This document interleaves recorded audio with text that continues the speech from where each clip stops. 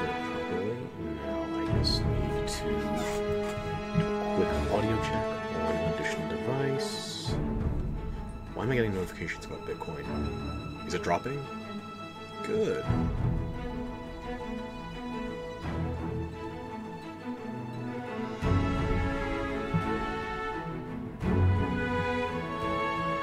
Okay. And now we just need to keep talking, make sure the mic is going through along with the game audio.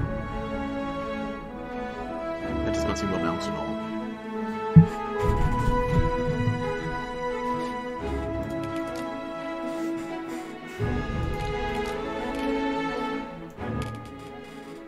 Oh, well, that'll do it. How are we now? Much better. Okay, then. With that, I'm going to send out the notification. The stream is live. And let's get this show on the road. Okay. Hello, everybody. Hello. Now a wave. Hello. Okay. Now. Yes, save changes, please. So, I have finally finished all 10 of the characters I wanted to make. I didn't have plans for all 10 to start with, but here's what we got. I'll start with the pawns, because one of these is actually not my original design. I just took a design somebody else made on the Steam community forums. I'm sorry I forgot your username. If you recognize yourself, just shout it out.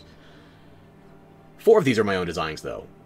And I figure I'll save the Arisens for last, because the pawns are slightly less interesting. I know my strengths, I know my weaknesses. So we'll start with Umbroth. Edit current appearance. As you can see, feminine human.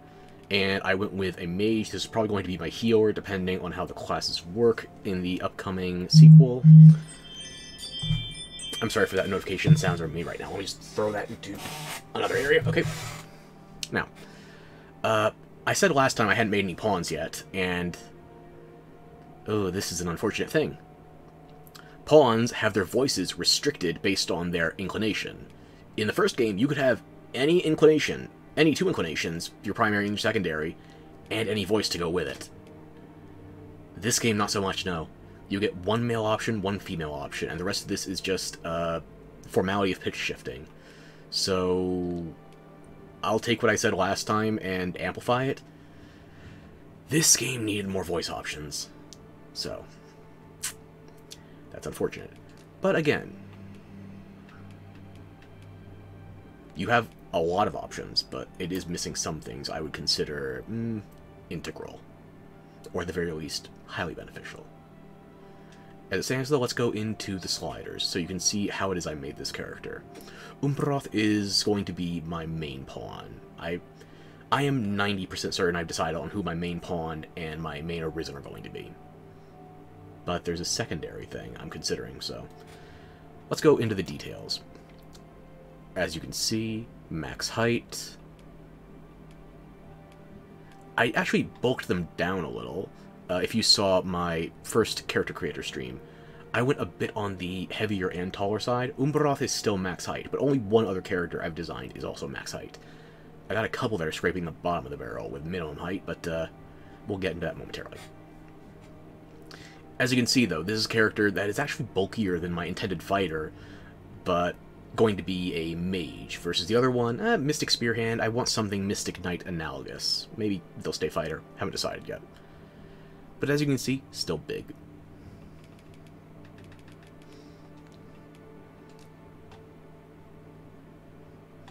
Here's the head. Again, it's only slightly exaggerated for the sake of this being an overall larger character. Upper body.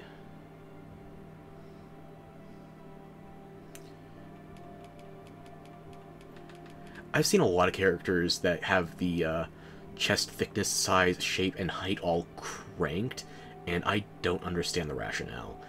At a point, you're just a tripping hazard. If you want to fly the Hindenburg, fly 2 of them for all I damn well please. But I don't think it's a perfectly adequate fit for this character creator. There's some things I don't think are exaggerated enough. The breasts are. Let me put it that way. Lower body.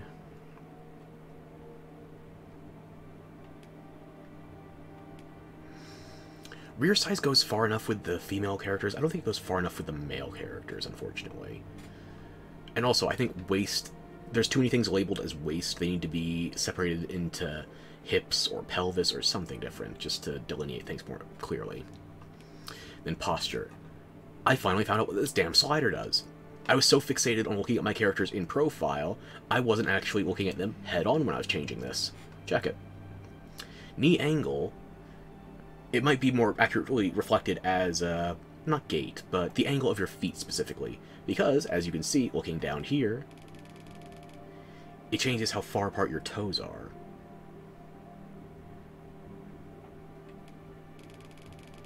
So if you want something that's more akin to the ladylike option from DD1, you're actually going to want this minimized versus maximum 100 positive. That's going to be basically imposing or empowering, whatever the option was. And then elbow angle. This one's harder to suss out unless you're carrying a weapon, and I still assert that. However, once you're looking at it from the front, you can see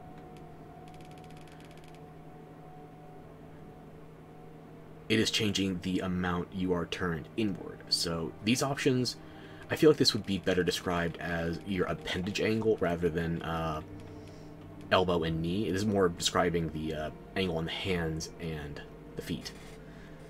So yeah, there is some lack of clarity in those states for posture, but you can figure it out. You just take, how many hours did I put into this damn... this character creator alone, I put in over 19 hours. I'm surprised I got under 20, but I guess I did put most of the effort into learning on the first couple characters, and from the end, I just knew what I was doing. Don't get used to that. Anyway. I apologize for the noise. Next time I'll throw my phone out the other room. Anyway. So that's it for posture. Now let's move on to the head. Okay. Base head, 17. Skin, base skin was matching at 17. Skin color was 59. You could go lighter, you could go darker. This is what I like for Umbroth. First time chat. Hello, Selena. What's up with you?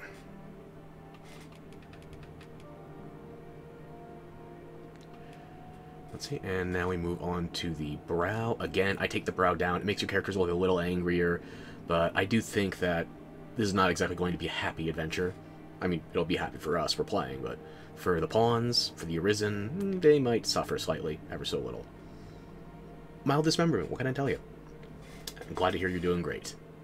So yeah, these are the sliders for the brow. Now for the eyes, I do go a little big on the eyes, but I do think that when you're increasing the scale of the head overall, the bigger eyes do fit. And also, it depends on the character design. You'll see other characters where I do shrink the eyes. I don't think I kept any eyes on neutral on anybody.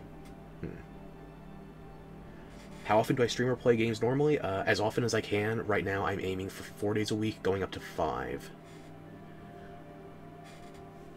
It's just a matter of some medical things I gotta get sorted for myself and also my cat. But yeah, I'm streaming as often as I can. Okay, so on the eye width, eye depth, size, all that jazz, yeah. I could maybe do a little bit of a squint on the left because of the scarring there. I don't know if that would look good, though. Yeah, no, I'd rather keep that wide open. Nose. Nose is honestly something that... obviously your base head is going to impact things. I didn't realize how much it was going to impact your customization for certain body parts. The nose especially seems like it gets hit the hardest. But there's also some things like jowls and the, I want to say the lower third of the face that are so expressly tied to your base head type that you just can't customize around it. So you do have to consider your base head, but then there's a matter of figuring out the ranges before and after. So if you're ever at a point where you just need to figure out whether or not you have the range, don't be afraid to go through some base heads. Now where was I? Nose, right. These are the sliders for the nose. These are for the ears. Again, I went Elven, even though I think you can get a language skill for Elven builds, but you can't really make an elf specifically. There's human, and then there's Beastren. When you get to my Arisens, however, you're going to see they're not all human or Beastren. I did try to semi-force some other species. Yeah, they do look like kind of Navi-ish. Hang on. Nope, there's clipping. I gotta fix that.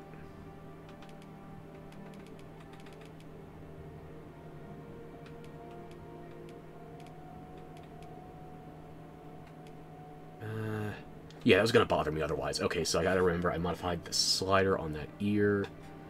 -42. Up from -20, yeah. It's a little far out there, but I don't like having the clipping. Now let's see, what do we got on cheeks? Cheeks, nothing fancy. This is more fanciful when we get into the makeup category. Here's the mouth sliders. I could have maybe gone thinner on this one, but I was still... I need to throw out that phone. Let me just mute it. If somebody's dead or dying, they are going to know better than to try and catch me on mobile. And I think I just turned far enough away that I might have broken VTube Studio. Goody. Let me just see if I can get this cooperating. I can... Oh, it's trying to catch up. And it crashed. Of course. Okay.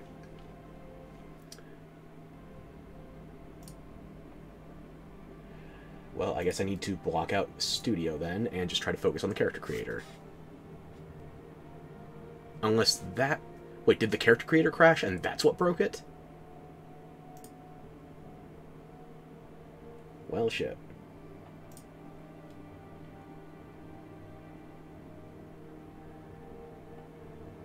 It's a good thing that I started doing the other bit of testing we'll see today. Because, Jesus, refreshing system information, loading, launch, oh yeah. Everything crashed, except for OBS. I wonder if, is Twitch Studio still cooperating? It looks like it, although it's not actually loading the scene properly. Let me just hide that for a second. Oh, the game capture is over the chat. I didn't realize. Let me just rearrange that. Okay. Yeah, the game is still reporting, so I guess this demo has a bit more of a beta side to it than I realized. I gotta make sure the chat is on top of everything else. Let me check my other scene. I do have... Yeah, I have two scenes. You know, I am not going to be back. I am still here. Just... Crash report complete, yada yada. It's not going to capture that, okay? Well then. I guess I better restart both programs. And this is why we test things, because Twitch Studio I knew was not going to cooperate quite so kindly. But here we are. And now, get VTube Studio back up and running.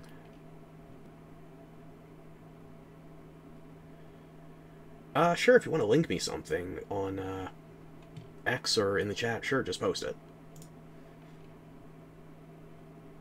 I'm not looking to get any customization right this second, but never say never. Okay, and VTube Studio is back and golden. Let me just test some toggles. Ah, functionality. Okay, yeah. Disable the starry eyes again. Yeah, okay. And now let's see if I can get the character creator cooperating. Functioning might be a strong word. No more turning around. I have to stay facing, otherwise everything breaks again.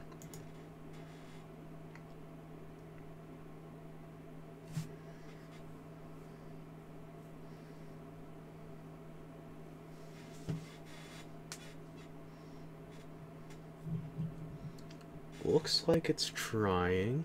Okay. Fingers crossed.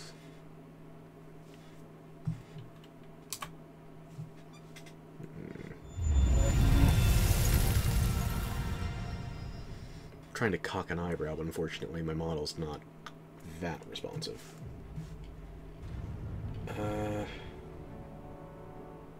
VTube Studio is not capturing... Oh, of course, because... Why is that not showing? Let me just refresh that. There we go. Okay, perfect.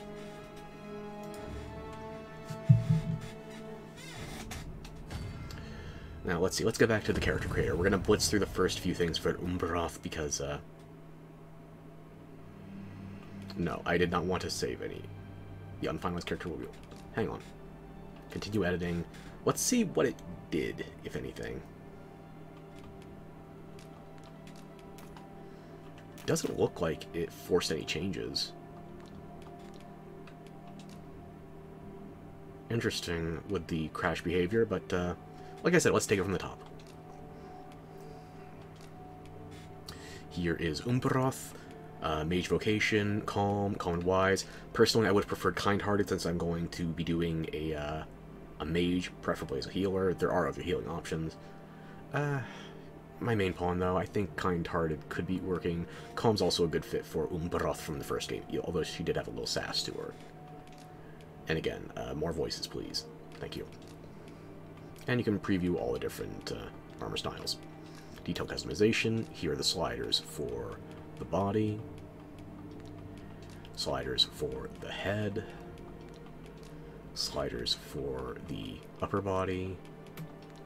Sliders for the lower body. And posture. On to details for the head.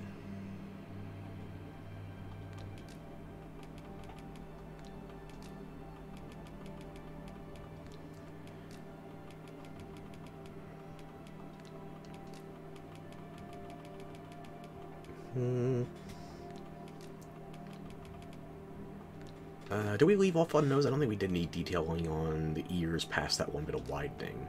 Yeah, okay. On to cheeks. As you can see, fairly prominent, fairly high, nothing completely unusual. Mouth detailing, I could have gone for thinner lips here. That's what I was doing. I was thinking, I associate Umperoth with more of an English accent, but now damn near everybody has one, so I don't need to go more for the ethnic European features, if you will. Although ethnic European is something of a myth nowadays. Gotta love that UK. Anyway. Jaw and chin sliders. Maybe a bit on the thin side, but yeah. Now for the head. Hairstyle 46. Umperoth in the first game, I gave her a ponytail because I couldn't find one that matched Almathara, but here I feel like Almathara has a good ponytail, so for Umperoth I ended up doing braids and this long, not tousled, but more wavy style in back, plus the bangs. Bangs just give some personality, you know? Although I could see the short working for her. Nah, I prefer that one. Mix of waves and braids. Anyway. Eyebrows. One thing people will screw up semi-regularly is they try to just straight up match the eyebrows to the hair color. Eyebrows are safer if you go darker, compared to, just generally speaking, straight up matches. And thickness of 69, that was not me, that was the game. That's the default thickness on the eyebrows. So, score 1. On that scoring note, eyes. Okay. You can see I obviously scarred one of her eyes. The other scar that is on the upper body is on the neck. It doesn't appear there's a way to get things directly centered on top of your head unless you go for rather small cosmetic treatments. But you can basically move everything from the top of your head to the hem of your trousers, or small clothes, I guess, as long as you're working on the torso. For all the other limbs, however, each arm is separate, each leg is separate. You can't do anything on the hands or feet, specifically. And this is about the highest you can get on the legs before it gets cut off. So there's nothing directly on the thighs or the pelvis. And nothing directly on the shoulders. You can get close, but there are limitations to individual cosmetic placements. Now, we were talking eyes. For Umperoth, I had the strike over her eye before. The scarring system in Dragon's Dogma 1 was much more limited compared to 2's. But this is a feature I think makes sense to have recurring. So, yeah, the scar over the eye, and I wanted the eye mismatched. I wanted red for bloodshot, but I also wanted to make, like, a magical wound. So the eye changes color, it's blinded, it's bloodshot. Add some personality, you know? And here it is for the right eye. I think this is a 90-95% match to Almathara outside of color scheme. Like, Umbaroth and Almathara, courtesy of the ending of Dragon's Dogma 1, I wanted them to be very physically similar. Just Umbaroth would be slightly larger, as in more built up, more experienced. Because if you know how Dragon's Dogma 1 ends, you know why I want to have the characters be very similar. So there's no acclamation for when they end up getting a new body. Eyelashes, okay. Eyelashes, I still feel like I might have gone too dense or maybe too long for this character, but you can go longer lashes just to emphasize age as well, as long as you don't go too heavy on the thickness or the saturation of the colors. Eyeshadow, again, go on the light side. Intensity, maybe a bit high, considering everything else in this character is washed out in gray, but a lot of color parity being achieved with Almathara. Eyeliner, you can see everything here. I don't think that's too intense, but similar in style to the Arisen I showed off last time. Freckles, nothing. I still assert that in this character creator, you're better off just using a base skin type with higher saturation than you are the freckles themselves, unless you need something very specific. And I did experiment with this. I think 2, maybe 3 of my characters used the freckle slider. I think I use the dirt slider more than the freckle slider. Does that tell you anything about how I value it? Cheeks, again, already prominent cheekbones, just a little bit of blush here to emphasize. Nothing excessive. Lips, I don't know if I wanted to stick with this sort of taupish, it's not a nude, but it's more just grayed out lip. I was thinking maybe I could go for purple, or maybe a gray more in line with the blue eye, but nah, I think keeping that color scheme is more pertinent. And then onto teeth, as you can see, kept all our teeth, made them 7. That appears to be the brightest white. You could argue if 20 is the most realistic, or 13, at least, especially for a pre-migration era, or peri-migration period Europe, but it's not one-to-one with the annals of, you know, non-fictional history. So, yeah, I went with the brightest white for a lot of my characters, just to make them more hygienic. Now onto tattoo presets. Okay, as I mentioned before, here is body tattoos. I don't know if this one would qualify as a tramp stamp, but I was trying to figure out a good place to fit it.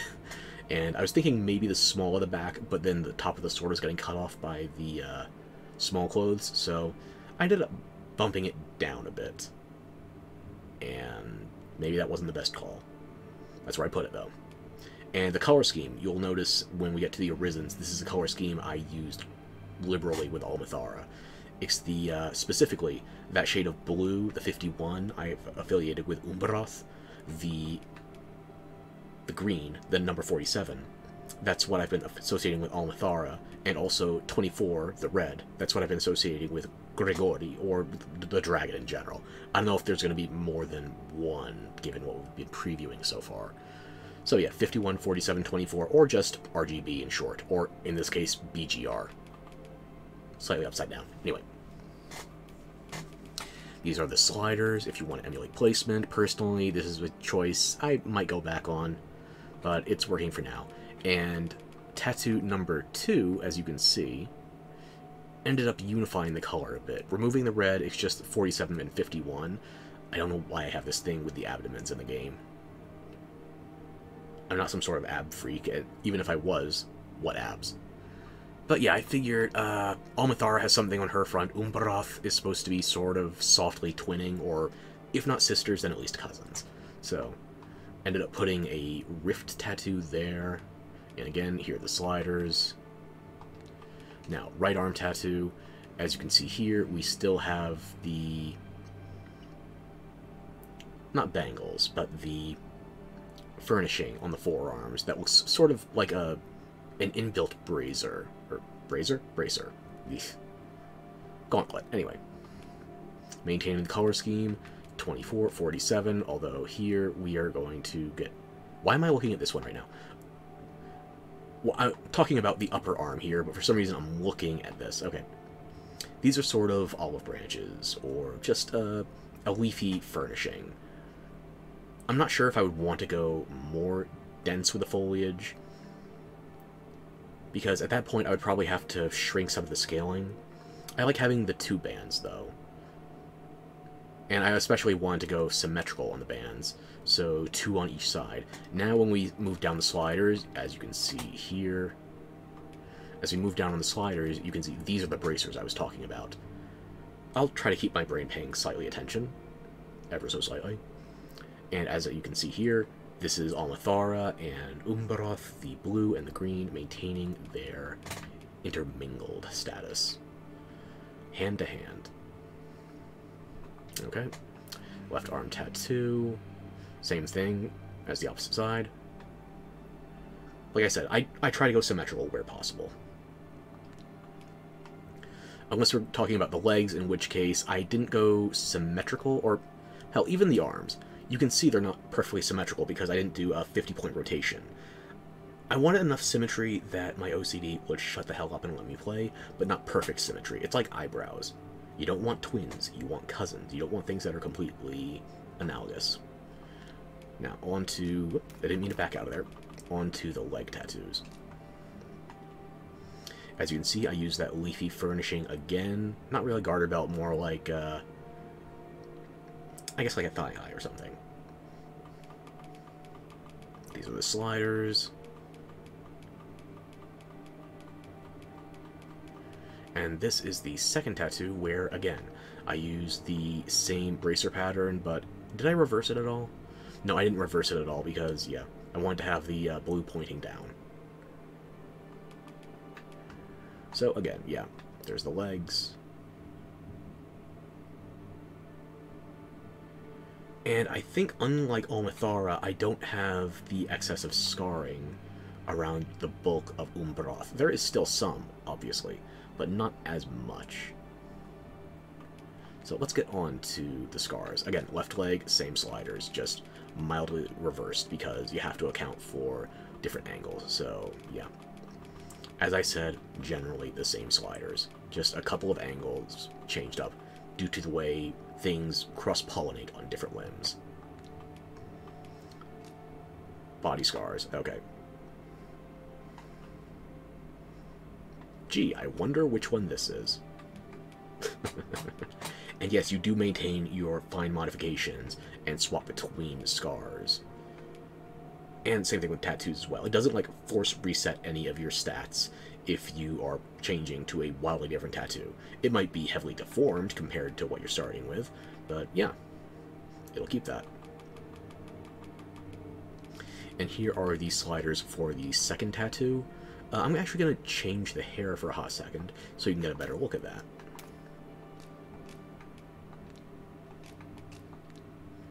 So yeah, the part that's covered up by the hair is not the part I think is most photogenic. But I do like this look of being nearly sort of noose-laden, I suppose. It's just this gouge down the middle. It doesn't scale up very nicely. So unless you want to crank the intensity or the opacity to an... what's the word I'm looking for here? An easily ignored level. Then yeah, that body scar, I think, some of these scars, just in general, don't scale well. Right arm scars, yeah, I think I only did one scar per arm and no scars on the legs. But yeah, I used these same scars with Almathara to look like she was being clawed at while being chased. For Umbaroth, it went for the arms. For Almathara, it went for the legs. Whatever it was, use your imagination. And again, even with rotation, you see these things where there's no way to do a perfectly symmetrical mirror in this game. I could make a list of things I think should have been in the character creator, and I might do that at the end. Just trying to spitball, have a bit of a think. Not hurting myself that badly. But yeah, you see how there's that small gouge on the top on the bottom one. The small gouge persists, but now it's on the bottom because you have to rotate. There's no reflecting. So yeah, you have some limitations in here I'm not crazy about. See those sliders, same sliders here generally, except for the rotation. And because of the rotation not being fully reflective, you then need to do some minor modifications to vertical placement. Right leg and left leg should be 0 scars.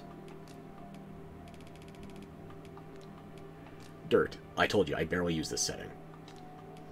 And that is everything. What did I change? Oh yeah, I changed the ears, right. I didn't change the ears in this one because, yeah. Okay.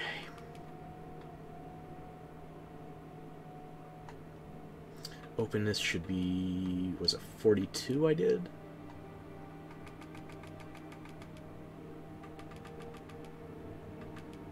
Uh, 32 looks like it'll be enough.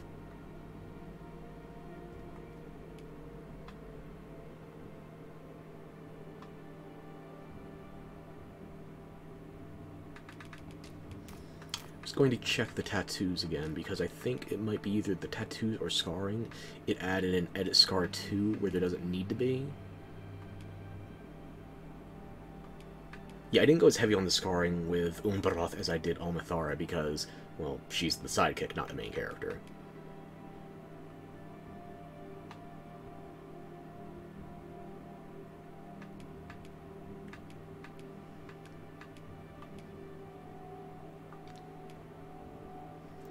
I'm actually going to back out. Changes will not be saved, and then go back in quickly because I don't know what else got changed, if anything. The only thing I wanted changed was the ears. Ears, let's take those to 32. And as you can see, Umbaroth is the name, but I only see that as the creator. If I use the moniker online, it will be Quinn. Quinn meaning wise. Approximately for the... It should be for the etymology of the word, yeah. And Umbaroth because, well, that's one of the names I've been using for characters for years. I haven't really put any thought into the name. I think this is a... What is this? A D&D styled dragon name? And naturally, since it was a dragon name, her moniker in the first game was the dragon. But I don't know if I want to go... I want to try real names where possible here. So, yeah. Umbaroth Quinn. Confirm, finalize, and proceed. And actually, I'll double back so you can check out the voice as well. Oh, nope. I don't want to show the Arisen yet. Nope. You saw nothing. That wasn't a teaser. That wasn't slightly even planned. No. That was just a happy accident. So yeah, here's the voice we're going with. The people here are evacuated and safe for the moment. There are more who can yet be saved.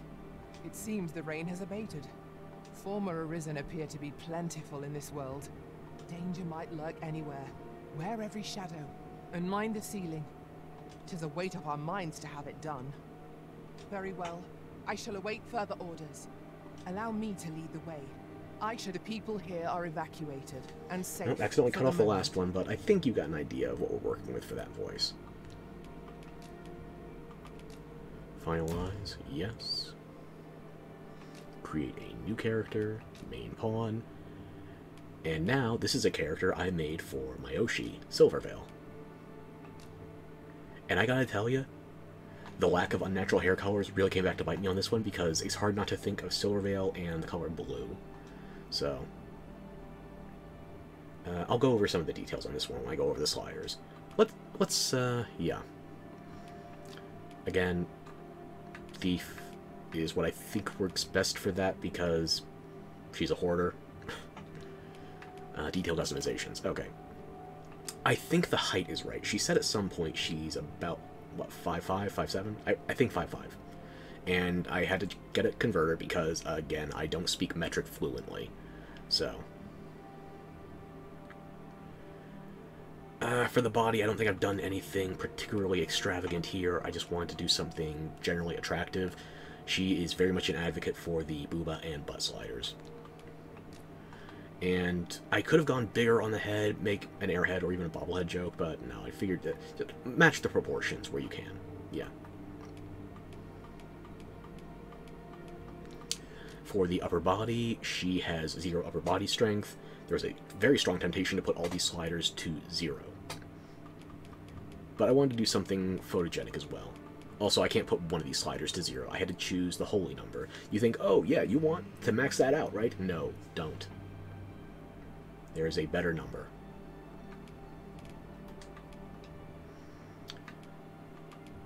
And this is something I saw a lot in other character creators, or other characters' creations for this game, specifically, I should say. Why are we maxing out the sag? Like, do you really need that kind of vertical placement here? Why do you hate your characters? Do you not want bras to be invented in this world? Is that it? So yeah, those are the sliders for the torso. Here's the sliders for the lower body. Again, a bit on the skinny side, but you want something to grab onto. Rear size, again, same magic number as the bust. And I feel like I'm going a bit crazy on the calf size, but is it just me, or... Then again, I used to do some sports, I used to do some marching. Okay, maybe I'm just really not realizing how unrepresentative I am. And posture here. I went movement 100 for maximum flamboyance. She's kind of silly. Elbow angle, I figure she's going to be turning inward. Knee angle, again, this is... Do I have that backwards? Yeah, elbow angle is positive for turning inward. Knee angle is negative for turning inward. I'm sure there's a rationale for it, but I don't know.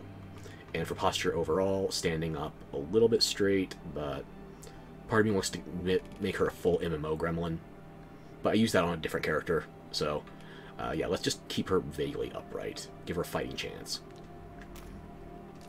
For the head, I used 23 as a base, and you're going to see a character with a lot of similar facial features when I get to the final pawn slot.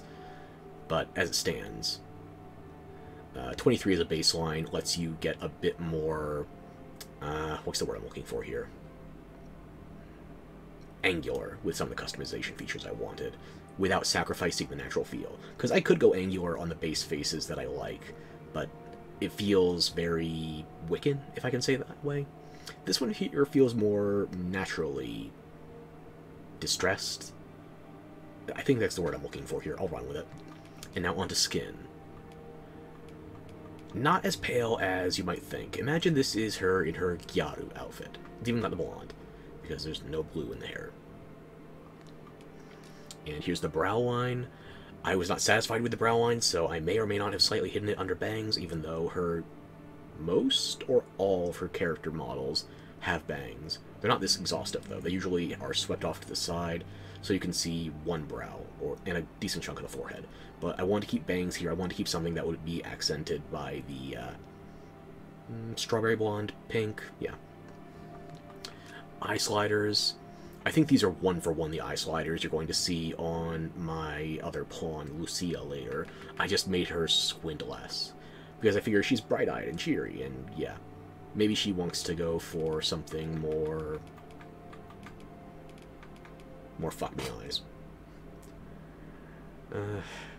I think it was some MMO she was trying earlier that had, in her words, not mine, dick-sucking lips, so...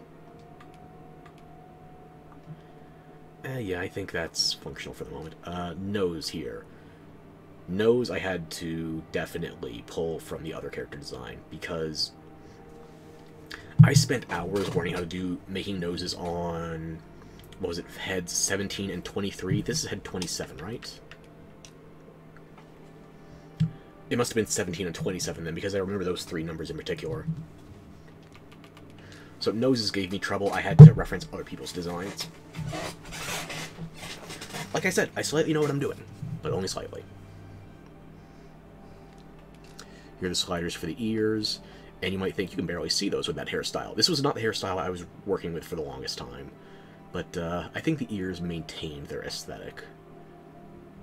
It's not like you're going to get earrings right out of the gate, if the first game is any indicator. Jewelry of that sort, it's not really going to be very well reflected in the visuals, and even if it is, it's not common.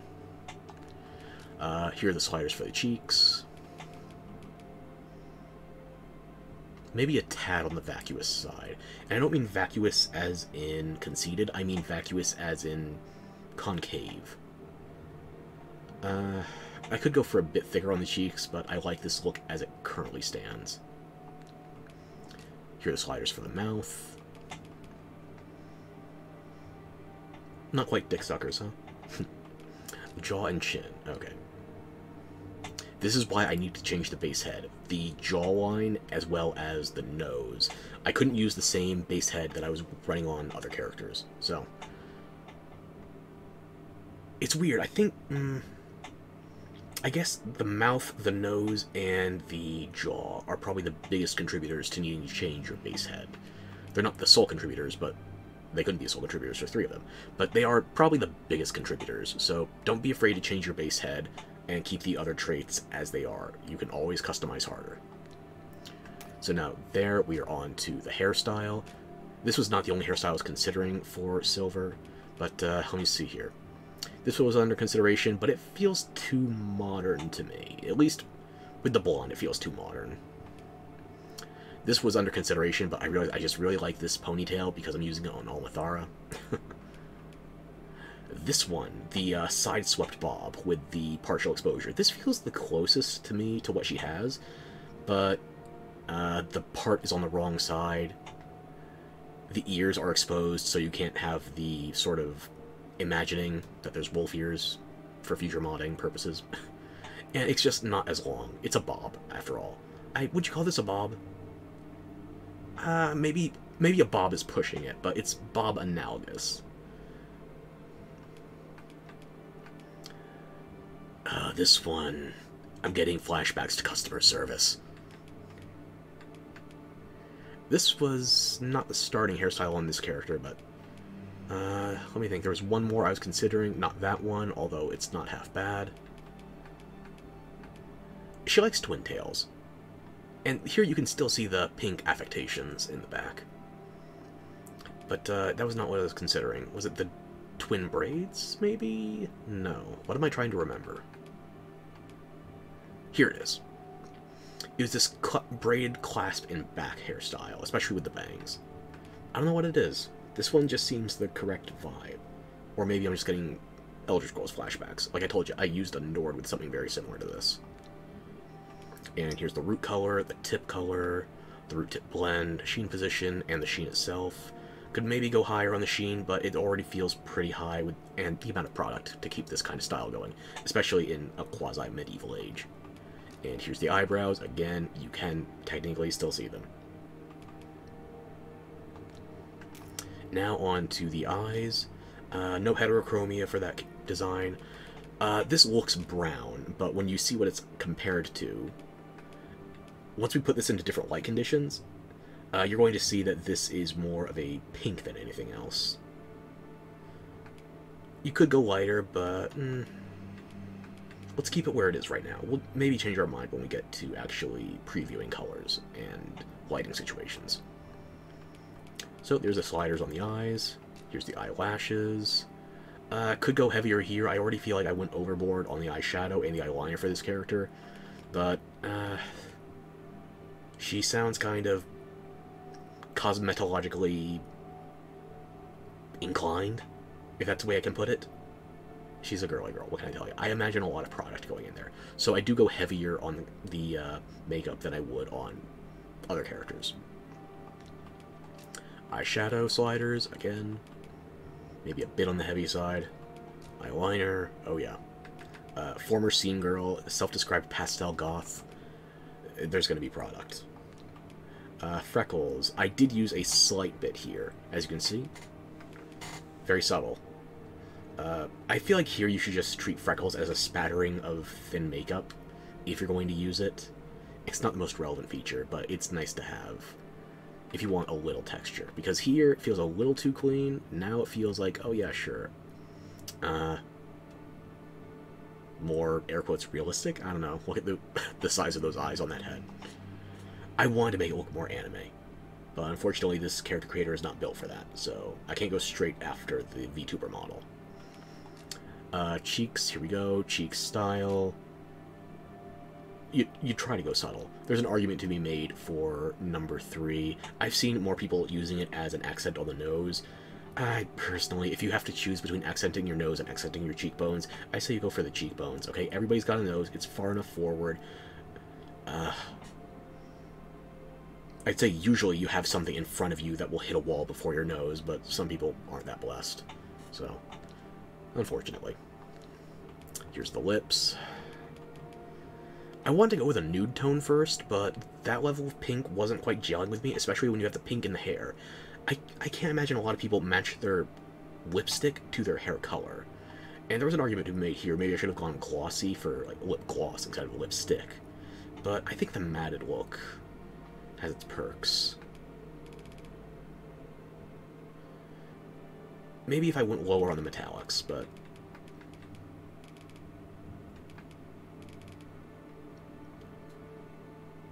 there's arguments to be made.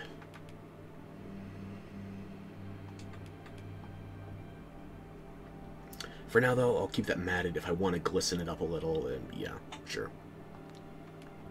Here's the teeth. Again, I used option number 7 because it's the whitest, the cleanest, and no teeth are missing.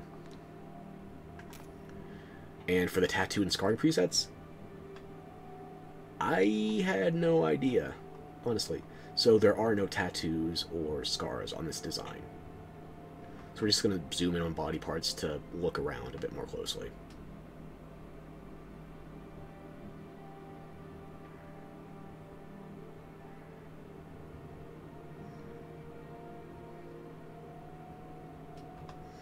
And in case you want to see the back of this hairstyle again, that's about as far down as it goes. I would like more just straight up long hair options, if possible.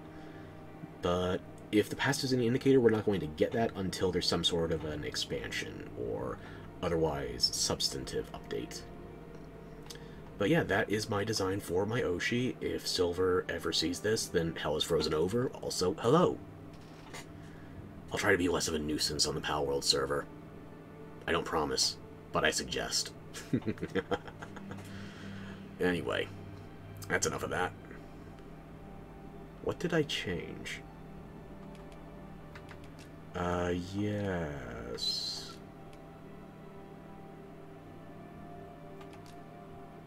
What did I change, if anything? I thought I changed the lips back. Anyway. And here's the voice sample.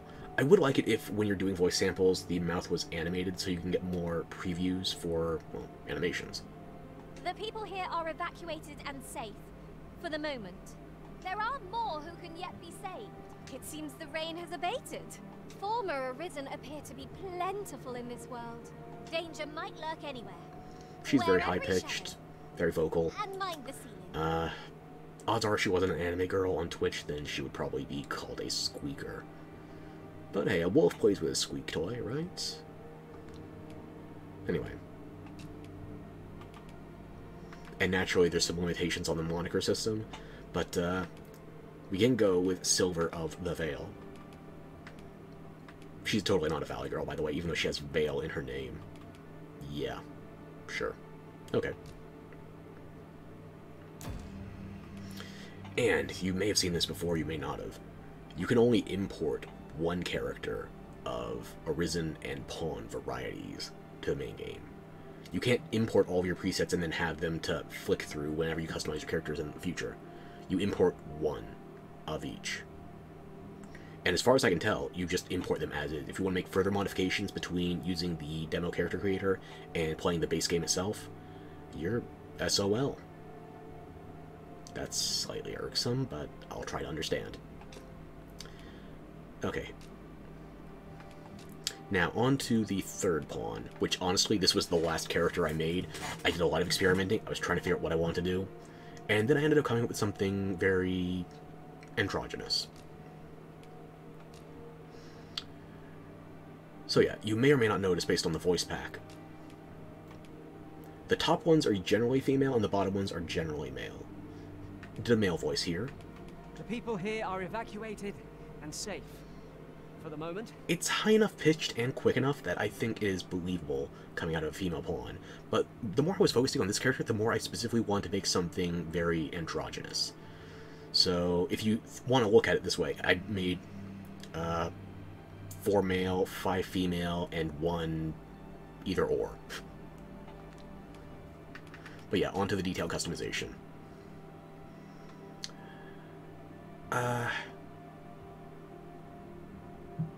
If I was more talented, then maybe I could have gone for...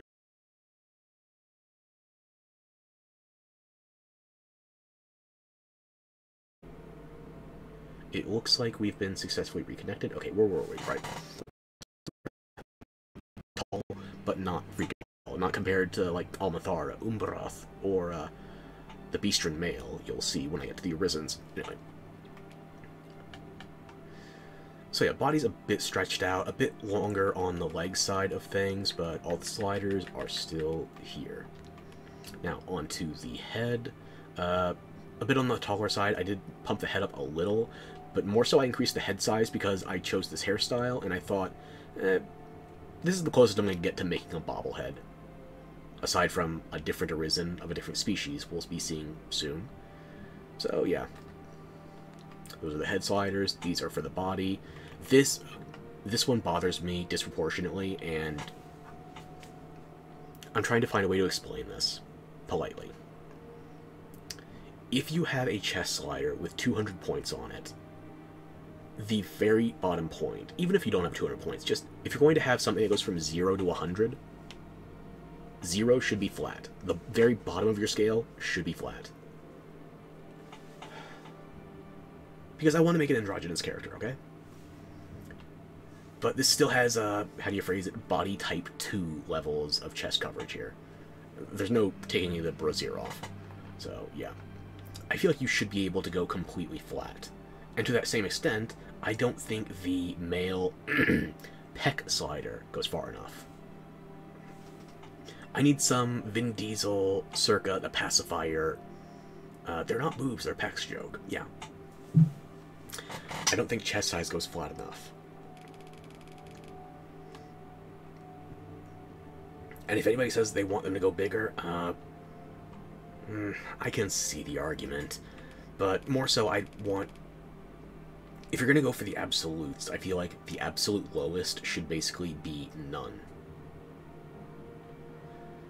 Oh well. And again, chest shape, there's no sense in having anything other than 0 because you've got nothing to pack with, so you just be squeezing together bee stings. Those are the rest of the sliders for the torso. Here's the sliders for the lower body. The women in this character creator just plain get better asses than the male characters do. Was this the reason that I chose to do a female character and then masculinize instead of a male character and then feminize? That's only 60% of the reason. It's not a super majority, technically. And then posture. I figured wide gate simulation of male, and then for the movement style, it's got some flamboyance to it. Not too much, though. Now we move on to the head details.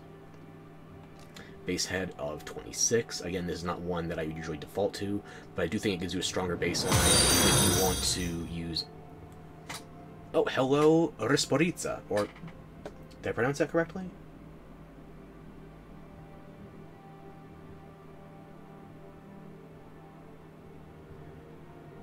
Looks like you want to chat on Discord. Maybe another time. Right now, unfortunately, I am working on this. So, what was I saying? Right. Basehead 26 seems to be one of the better baselines if you're working with a younger Asian character. At least for females. I don't know if the heads translate one-to-one across male and female. So, yeah. Female Asian on the, I want to say 30 and underside, I would go with a basehead 26. For skin, let's see. I did go a bit more tanned yellow than would be typical, I guess. But yeah, it's not implausible or anything. This could be Thai, this could be Filipina.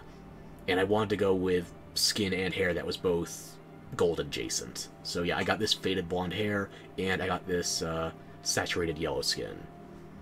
A hint of scurvy. Anyway, those are the sliders. Here's the brow line. The hairstyle is low, but not so low you can ignore it. I did go with a thicker brow on here, because I feel like I've been abusing thinner brows too much, and I wanted to experiment. This makes what I want. Sliders on the eyes. Again, I feel like I'm a bit big on the eyes here, especially because, you know, Asian face. But I also have a lot of Caucasian coloration, like especially the irises, the hair, so... it's a mixed bag. These are the sliders, though. And again, all the eye... I didn't mismatch them or anything. Here's the sliders for the nose. Very short, kind of buttony. feminine nose, masculine jaw, you'll see that momentarily. The ears, I was having trouble getting to a way that I was comfortable with them. I think your base head does impact your base ears a bit more than I'm comfortable with, but you can still achieve a satisfactory result. Oresporita, I'm glad you like the stream. I'm not adding anyone on Discord right now. I just need to not tinker with the programs. I already had one crash today. What was I saying, right? The ears, I feel like that's controlled a bit more on base head than I would like, but you can still achieve satisfactory results, especially when for the features surrounding the mouth, the jawline, even to some degree the folds of the brow and such. I think it's a viable compromise. There we go. That's the word. I was eventually going to get there. Cheeks. Okay. Cheeks and the jaw. You're going to see I did a bit more on the masculine side here. So I do a lot of femme characters. This one was just a touch of femme with a lot of bush.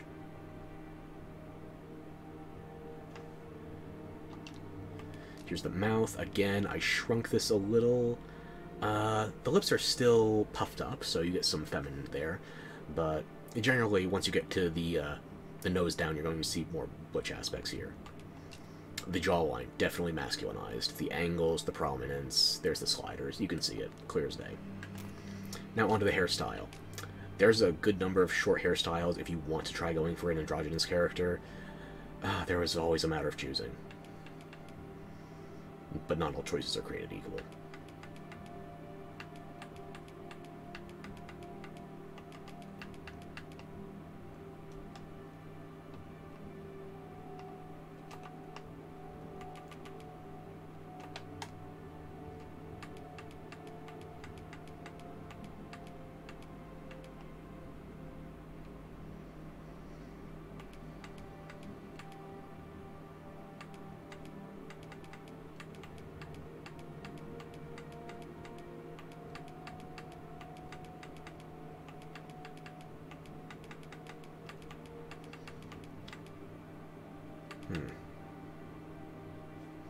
I'm just now realizing that not all these hairstyles are actually available for all characters.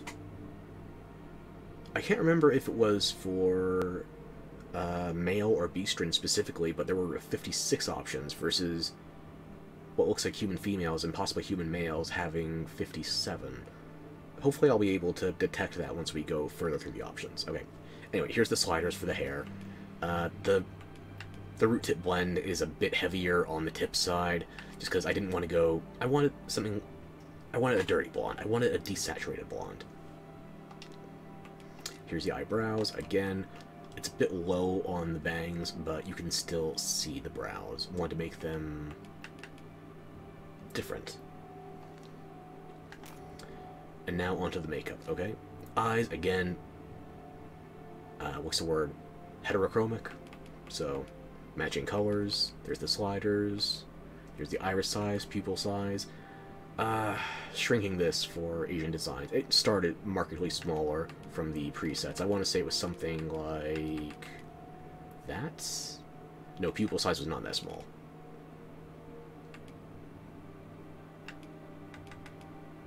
Something like that.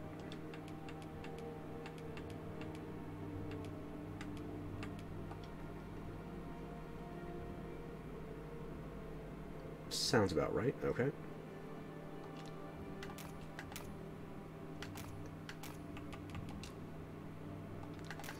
The eyes look asymmetrical to me right now. That could just be the lighting. Anyway, got a ring light in my face so I can capture VTube Studio more efficiently.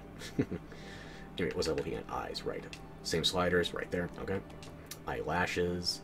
I went with shape 2 for a bit of density, but I did not make them the longest. So, again, trying to find a middle ground between the male and female aspects to make an androgynous character. Eyeshadow style.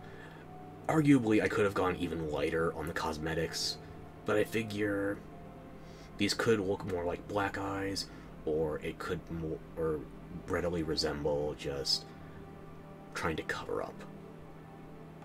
That's the eyeshadow. That's the eyeliner. Eyeliner, you can barely see it through there if you're not paying attention. But when you know what to look for, you know what you're seeing. Freckles. This is one of the other characters I did Freckles on. I think there's only a third or maybe a fourth. I want to say only one more character I used Freckles on.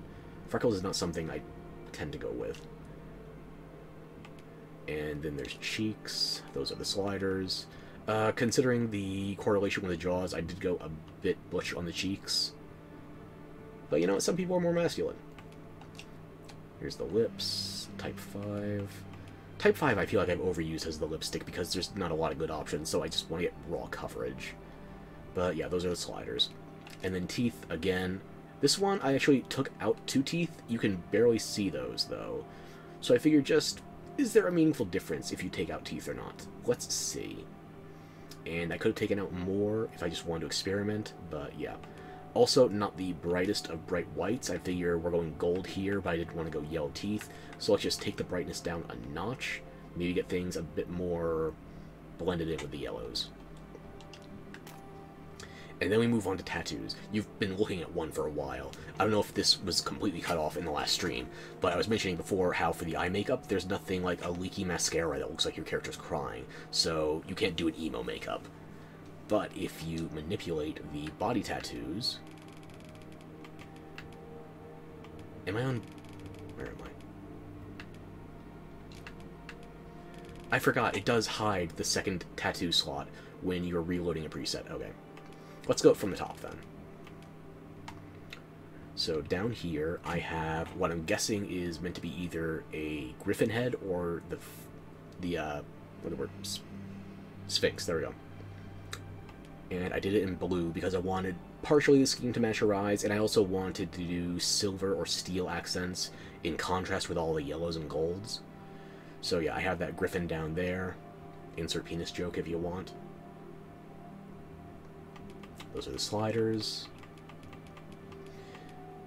And now we can move on to the secondary tattoo, which, again, everything for body encompasses the entire organ trunk, the pelvis, and the head. So we're on to tattoo 2, which I could have arguably gone for more tiling here.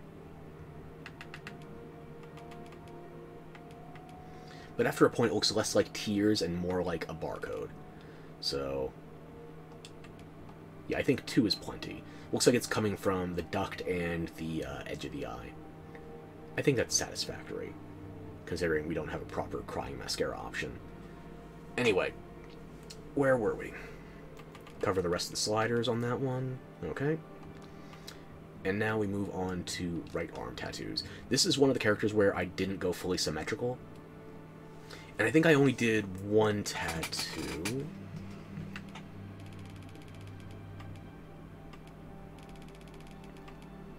Yeah, only 1 tattoo on the right arm. It's this, I'm trying to remember if there's an enemy that's been revealed that has this kind of look, but nothing comes to mind. Just a mask with a bunch of Hydra heads emerging from it. And you can also see some of the scarring before we get to it, but yeah, we're just going over tattoos right now. And now on to left arm tattoos. Should be only the 1, unless I've forgotten something. But yeah, I added some tiling to this band. Or, hang on, wait.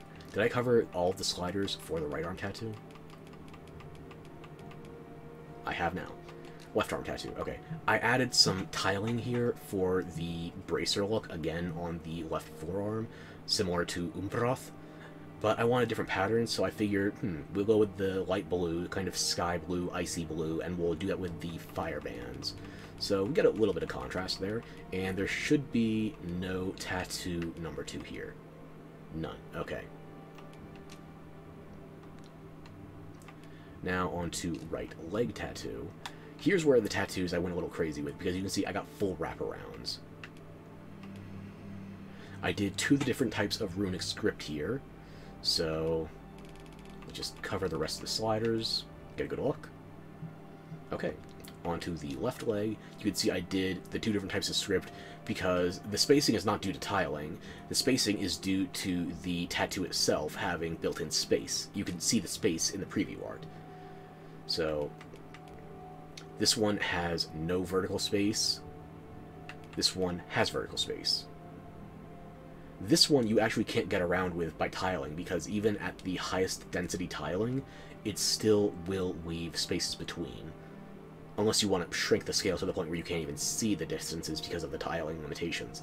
So, if you want to do the text tattoos with no spaces in the tiling, use number 32. If you want spaces, use 26. I used both because I also wanted to try it with some additional scarring on that leg. So, there's all the sliders if you want them. Now, on to body scars. Let's get the obvious out of the way. I don't think... No, there is one more. We'll get there. This one, I wanted to make it look like an autopsy.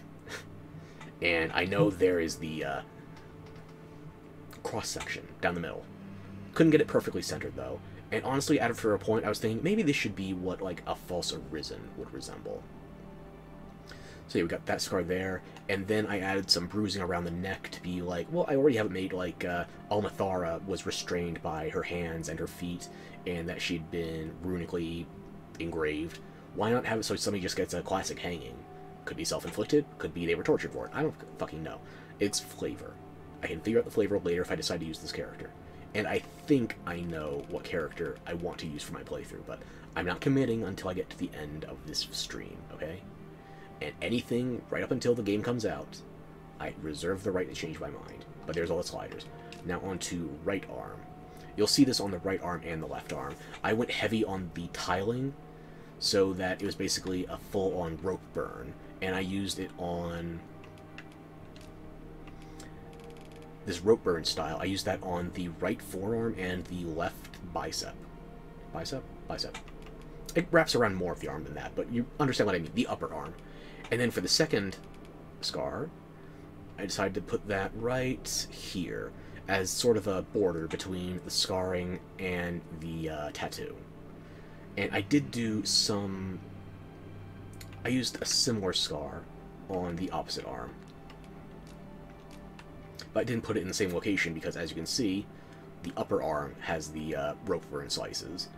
And the second tattoo, you might not be able to see it from here. Let me see if I can swing the light around. You can see the edges of it. It is along the wrist. So yeah, you could say I already used that on Almathara, but I do like the idea of using these stitches to break off barriers between the tattoos.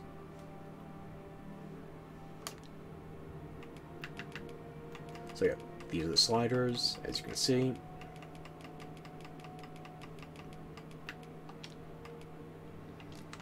And I don't think I used any scars on the right leg. I only have scars on the left leg, so these are empty. And this one, I used another heavy on the tiling side. I had to do some respacing. This is as high as it will let you get on the legs. I remember, because if I went even slightly higher, or not for that, but for the tattoos, since the tattoos are higher,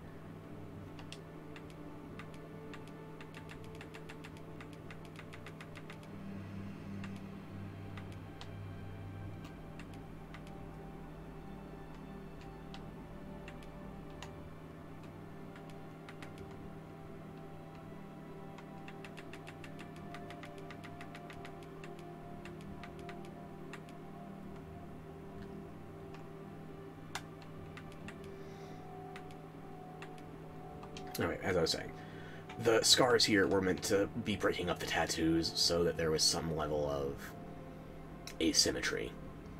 Character who is two sides of what might be the same coin. Androgyny, you know, it's just, it's a fickle thing to figure out. But yeah, you can see the sliders for the tattoo here. Or, this is the scar, not the tattoo I was just talking about, regardless. Dirt. None, basically. I use dirt very sparingly. I used freckles more than dirt, and I don't like freckles in this character creator.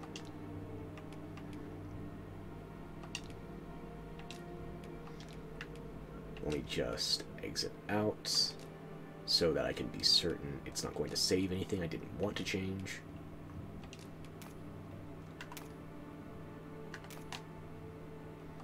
Okay.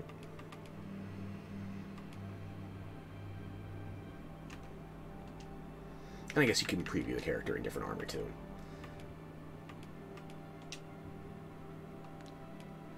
But yeah, I imagine this one is a fighter, too.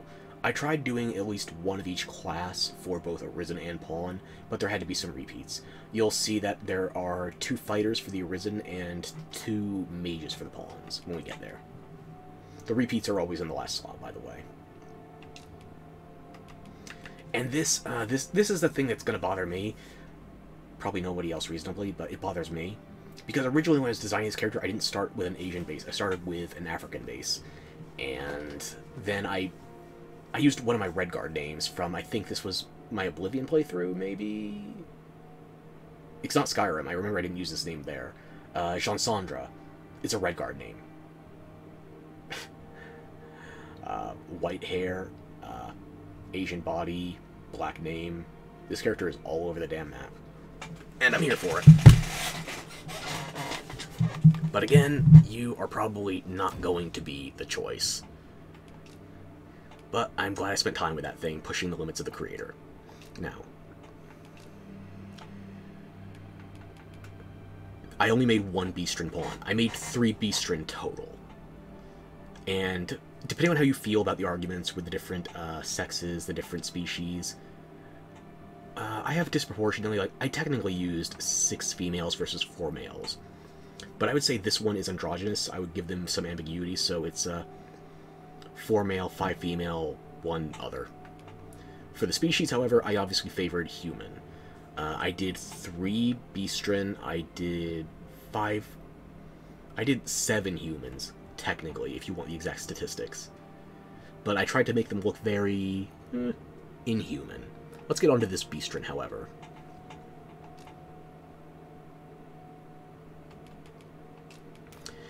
For the Beastrin, there was a very strong temptation to go with making them all look like wild animals. I figured at least one of them should be a house cat, or something feral, a suburban, if you will.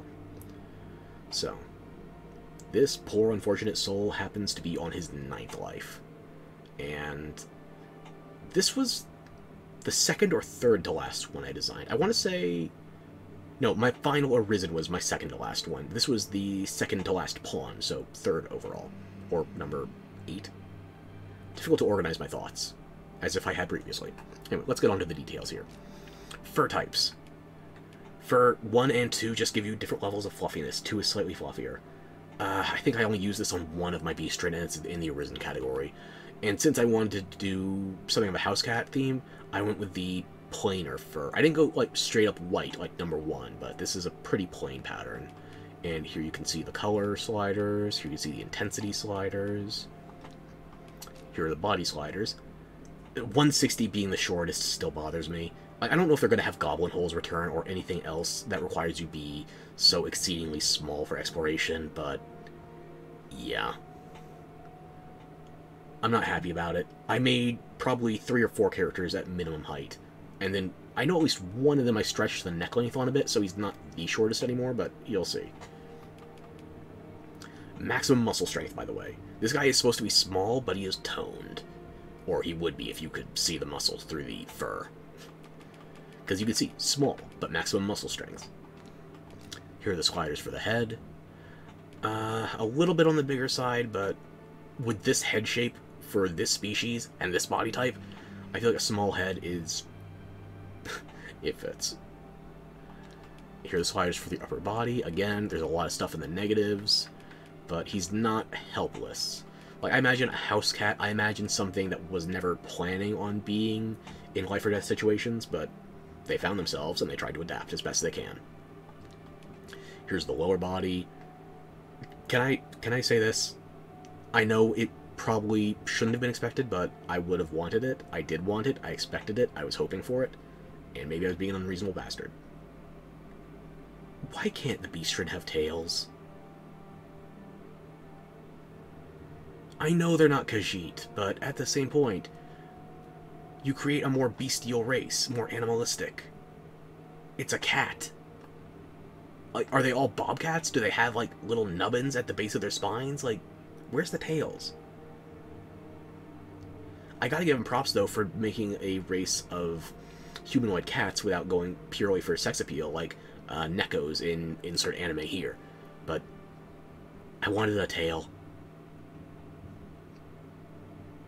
I can have tails in Baldur's Gate. I can have tails in so many other games. But yeah, those are the sliders for the lower body. Here's the posture as well. I want to go slightly on the... I was very much considering going for the negative posture, but then I realized, no, I want somebody who is still trying to be some shade of prim and proper. So I didn't want to go overly hunched, especially not for a stereotypical archer. So, yeah. Here are the sliders. Figure he's trying to be butch. He's trying to be assertive. Even if he doesn't look the part, he is doing his damnedest. Those mutton chops aren't for nothing. I gave you the mutton chops to prove yourself. And you will. Anyway, here are the sliders for the head. Base head 1. I never use base head 1 in anything I can think of. But when I was trying to figure it out, I realized, oh, hang on, the Beastren only have 2 base heads. So, yeah, I would have liked more base heads for the Beastren.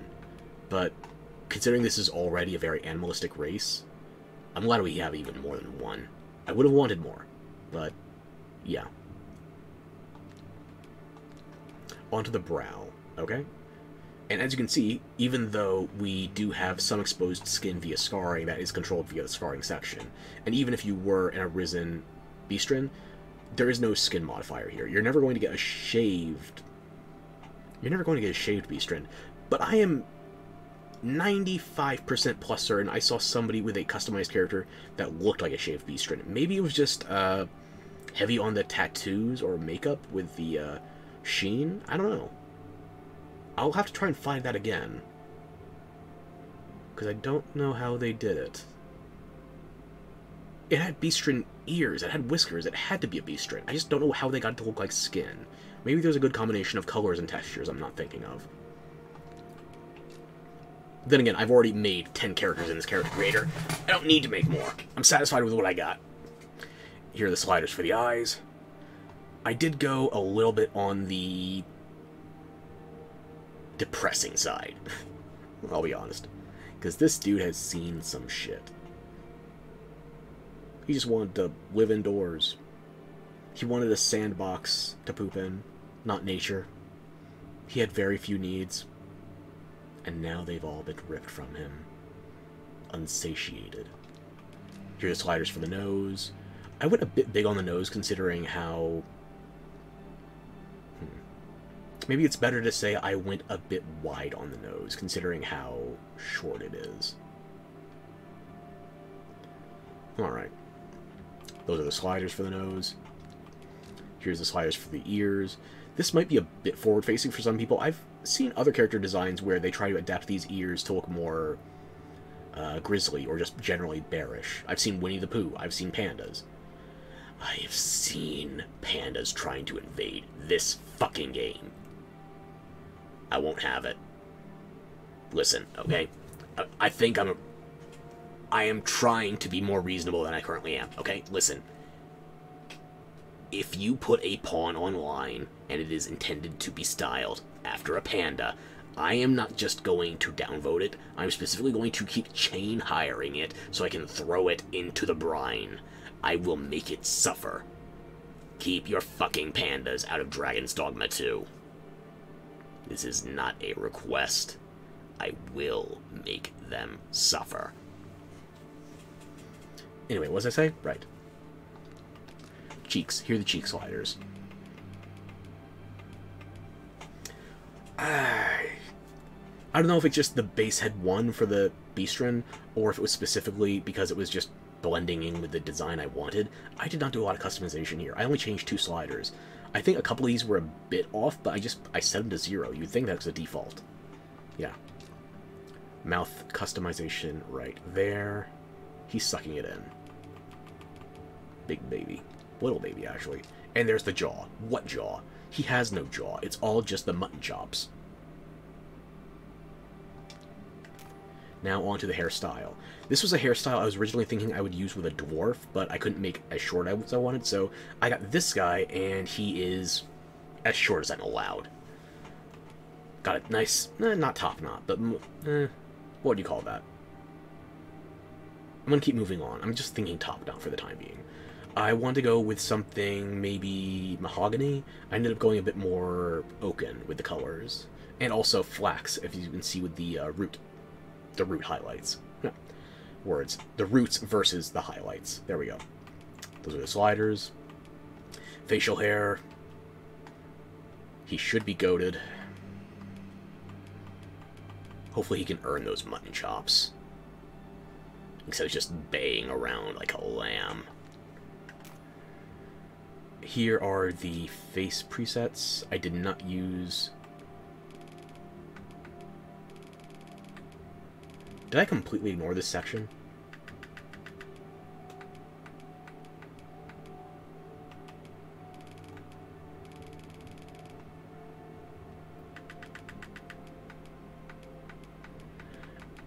No, I think I deliberately set this to 0 on him because I didn't like him having these patterns. I wanted him just be this. Yeah, I forgot this section. I set everything to basically 0, so... Maybe he would look better with some modifications, but yeah. Face pattern presets for this guy, nada. And I'm going to find out very shortly if that was on purpose when I get to my other Beastren, because I have 2 others. Nose color. I feel like I might have just forgotten this category. Nope, there's the teeth. I didn't forget everything. And your claws should be a different color too, right? Right, okay. And there's the eyelashes. Okay. Okay, so let's take it from the top again. There's no sliders for the face pattern. No sliders for the nose color. Then we get to eyes. Because you can see here, I went not only heterochromia, but some substantive differences between the types of iris and the color of sclera. So, look at these sliders. If you look at the pattern, you can see I just bumped each color 2 places. So, on the top, it's red, green, blue, yellow. On the bottom, it starts at blue, but it continues the same pattern. So, it's blue, yellow, red, green. And there's the sliders. For the eyelashes...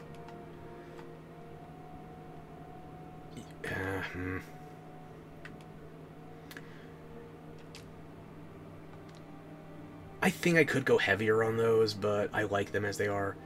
It's just a matter of whether or not you can see them markedly enough under that heavy brow. And then the teeth, you saw this, yes. He is such a bad house cat that he is better passing as part squirrel. Look at those buck teeth. Look at this rat. You're not even a scaredy cat anymore. You're just a mouse in a trap. You're pathetic. And also yellowing, so, yeah. And for the claw color, I wanted to change the claw color because the default claws are black, I think on most Beastren. Default should be black, yeah. But I wanted the claws to match the teeth coloration. So, teeth were yellow, claws are yellow. Lavender Pirate. I don't know what I've done to earn the well alright, but I'll take it. Yeah, you picked a hell of a time. We are going full neurotic on the character creator right now. How you doing? Okay, and now on to the body tattoos.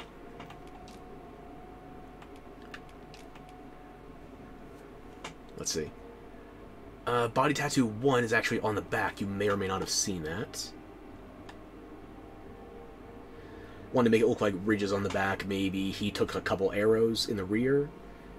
Made a getaway, though. He took arrows elsewhere. But there are the sliders for the back, as you can see.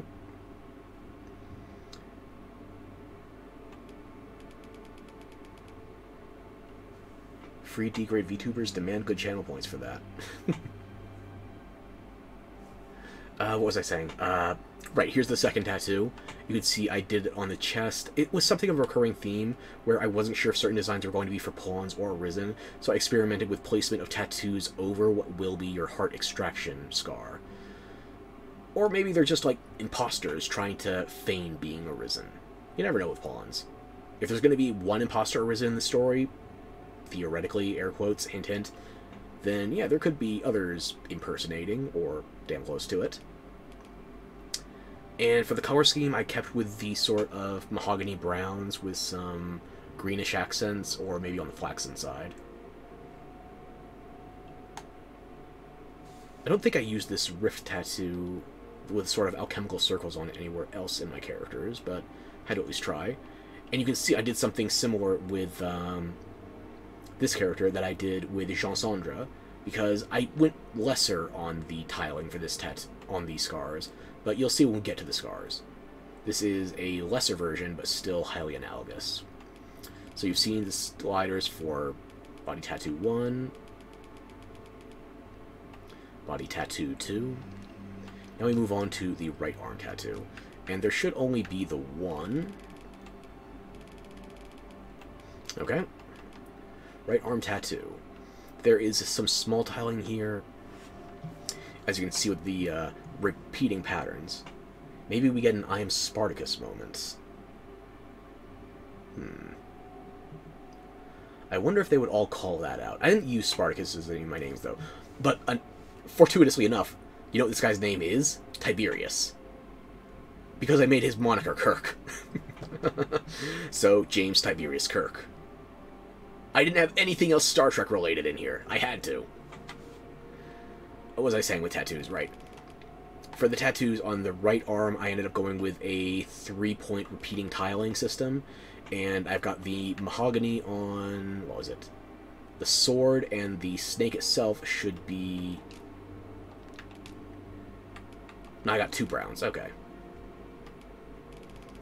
Wanted to try blending some of the tattoos with some of the scars, at least going along the same lines of shading, because this guy, he's got his marks.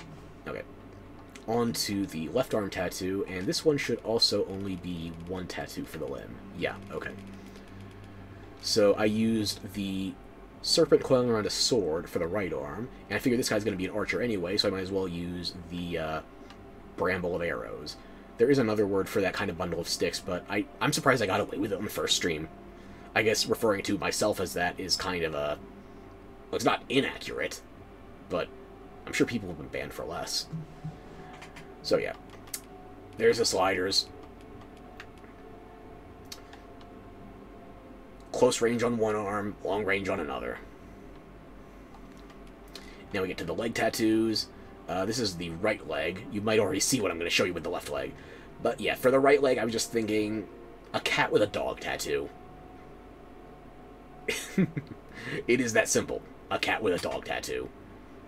Antics were being had at some point in the process. Cats and dogs living together, mass hysteria. Clearly this dude is in a world of chaos. So we just show off the rest of those sliders. And there was no secondary tattoo on that limb. Some characters I went much heavier on tattoos with than others. And now for the left leg. He's got a scar on his knee, but what's that leading to it? An arrow. I mean, maybe you could make fun of your own tendencies, Lavender, but it's a matter of whether or not you're allowed to continue publicizing it. Like, you should have seen me going full-on diva last stream, where... Excuse me, sorry for that, I had to mute a cough. You should have seen me going full-on diva last stream. I had to go on about instructing people in the basics of makeup application. And people think, oh, you sound like a chain-smoking old man. Clearly, you don't have any experience with that, right? Wrong. But, yeah. I guess I was gay enough I got away with it. And you could be too. I don't know. You know your situation better than I do. Anyway, yeah, as you can see here, an arrow tattoo pointing to the knee. But I also figured, you know what, this guy's trying to prove himself. Maybe he's a bit in over his head, just being a dickhead. So I also wanted it lined up so at a distance you would think that tattoo lined up with the bend of his thigh could also be a dick imprint. Gotta give the furries some bait, right? And I don't think there was a second tattoo on that limb either. Yeah, no. Okay. So that's it for the tattoos, and now we move on to scar presets. Now, one of the scars is going to jump right out at you. And, yeah, I only had the one scar on the head. Specifically because body encompasses the entire organ trunk as well as the head itself. I want to do something here that could maybe cheap shots or maybe show the severity of his wounds. I just put a crack down his nose because I was thinking, he's getting bullied hard enough. What if I just make him a literal butthead? He's not happy with that. I had to. Anyway, right arm scars. This is where we can get to the point where I show these sort of repeat wounds here. You can see there's some amount of tiling. I don't think there's a second scar. No, there's no second scar. I did the tiling. I had to do some rotations and repositioning in order to get them where I wanted them. And here I had to do a heavier rotation, but we'll get to that on the other arm. For the right arm, however, these are the sliders. I figured, if not wounds from his domestication being so brutally usurped, then maybe these could be like quasi-tiger stripes, where he's trying to look like a bigger animal than he is. A more dangerous breed of cat. But the Beastren, they have finite options on that kind of procedure. And again, here are the sliders for the left arm. There is no second set of scars here, just the one. And I repeated these on the legs as well, so I've compared the previous tattoos to bracers as well. So I guess in this case it would be not shin guards, but holy shin, it looks painful. Here are the sliders. No secondary scar. Here are the sliders. No secondary scar. Or, no, wait, that's right. This is the left leg. This one is where he took the arrow to the knee. I can only mention Elder Scrolls so many times before you act surprised that I had to add an arrow in the name. So it was either a Skyrim reference or a dick joke. I'll take both. Both is good. And this is one of the few characters I know I used a dirt pattern on, because even though he is a rather unpatterned breed of house cat, I still want to give him some texture, like he's been rolling around getting his hands dirty. Or hands? Paws? I don't know. But yeah, that is everything I have for this character. Air quotes, proceed with the change. Then we're going to back out so that nothing gets saved, because I don't remember what, if anything, changed that I would actually want changed. Go back and detail customization. It looks like we're okay. Go into vocation. You can see them in the different armors. And let's preview the voice. The people here are evacuated and safe. There are more who can yet be saved.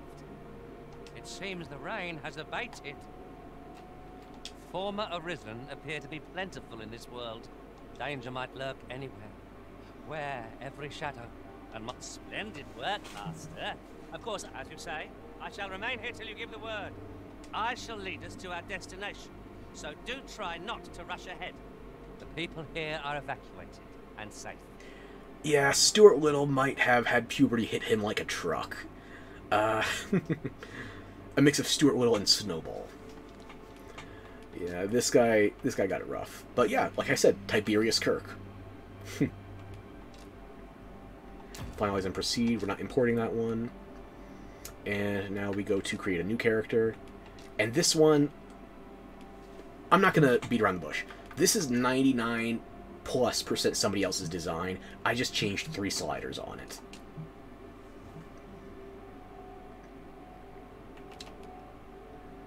So, we'll start with this. Mage, Thief, Fighter, Archer.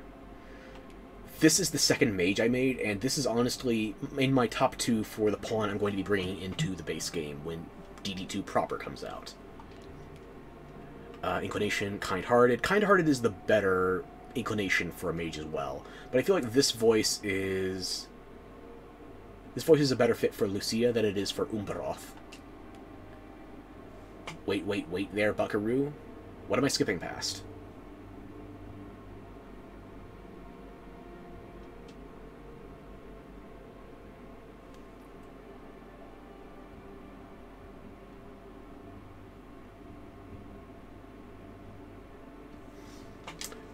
Oh, hang on. You want to look at that. Okay.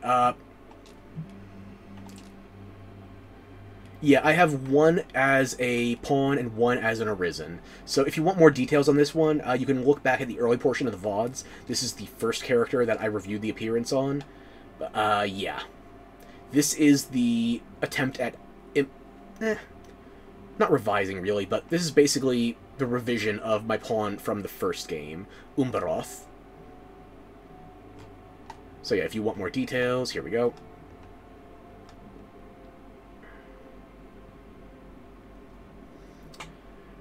Nice Machamp emote. I guess you're, something's taking a beating right now.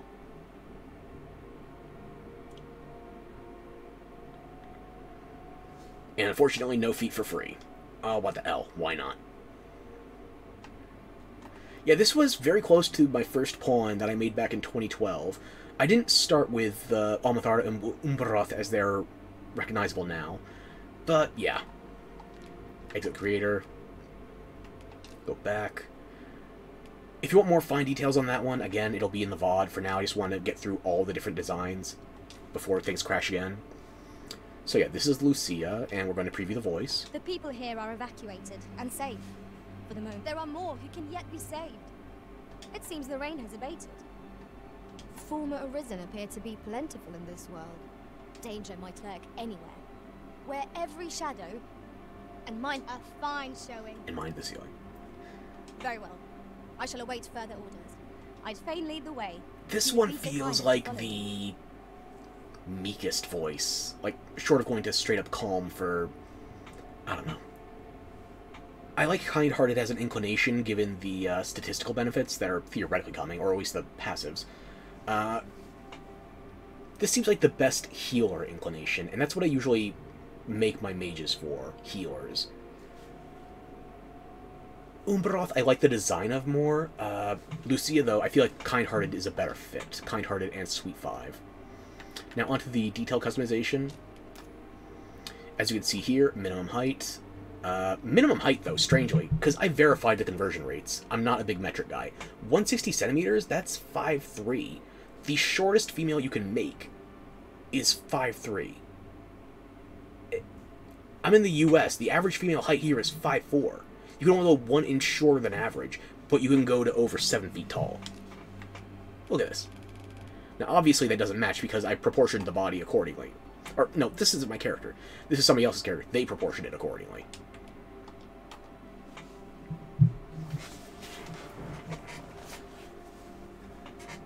Yeah, there are benefits to making a taller and muscular character, not just for tanking purposes, but for carry weight and for stamina capacity. Or being bigger does come with some encumbrances. Like, as you proportionally gain more carry weight, you lose stamina regen rate.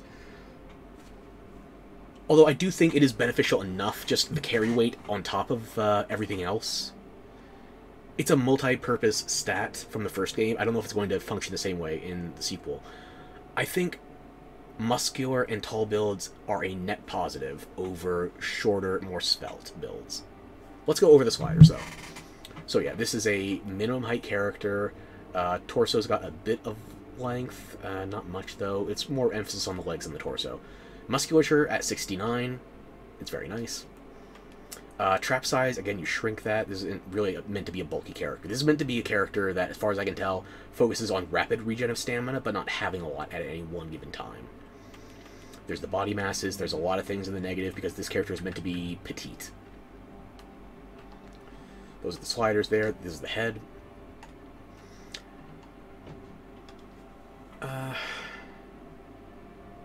Everything's a negative on the head. Yeah, so small head.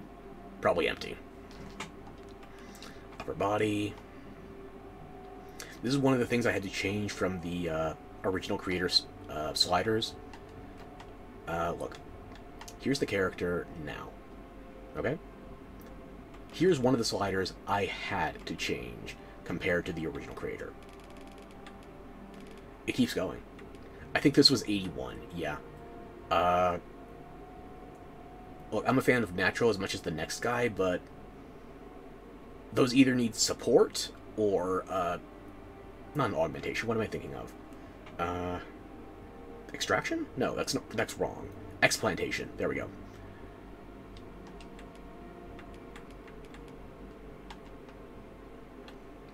original creator.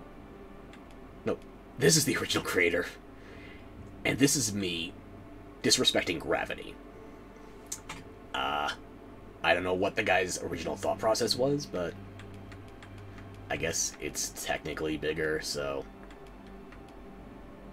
Well, yeah, but at that point, by the end of one playthrough, she's going to be tripping over them. They're not heavy hangers if they're straight up, what's the word I'm looking for here? Pendulous. So yeah, these are the sliders for the torso. Let's move on to something else. Lower body. I got no disagreements with the lower body. I could have maybe gone a bit bigger on the rear size, but this is fully functional. Those are the sliders. Now onto posture. Did I have one for one the posture? I think this was actually his original posture. Personally, I would have liked it if there was a way to feminize the walk a bit, add some kind of a swagger of the hips, or a sachet, I don't know. Similarly, I'd want that sachet for the men as well, just the ability to crank more than a single slider for flamboyance. Now, on to the head. The only other slider I changed here. Okay, the only other slider I changed was the ears. I believe it was angle and openness, or was it openness and tilt? I don't have the other person's guide pulled up anymore. I lost their name. I don't know where it'll get up again.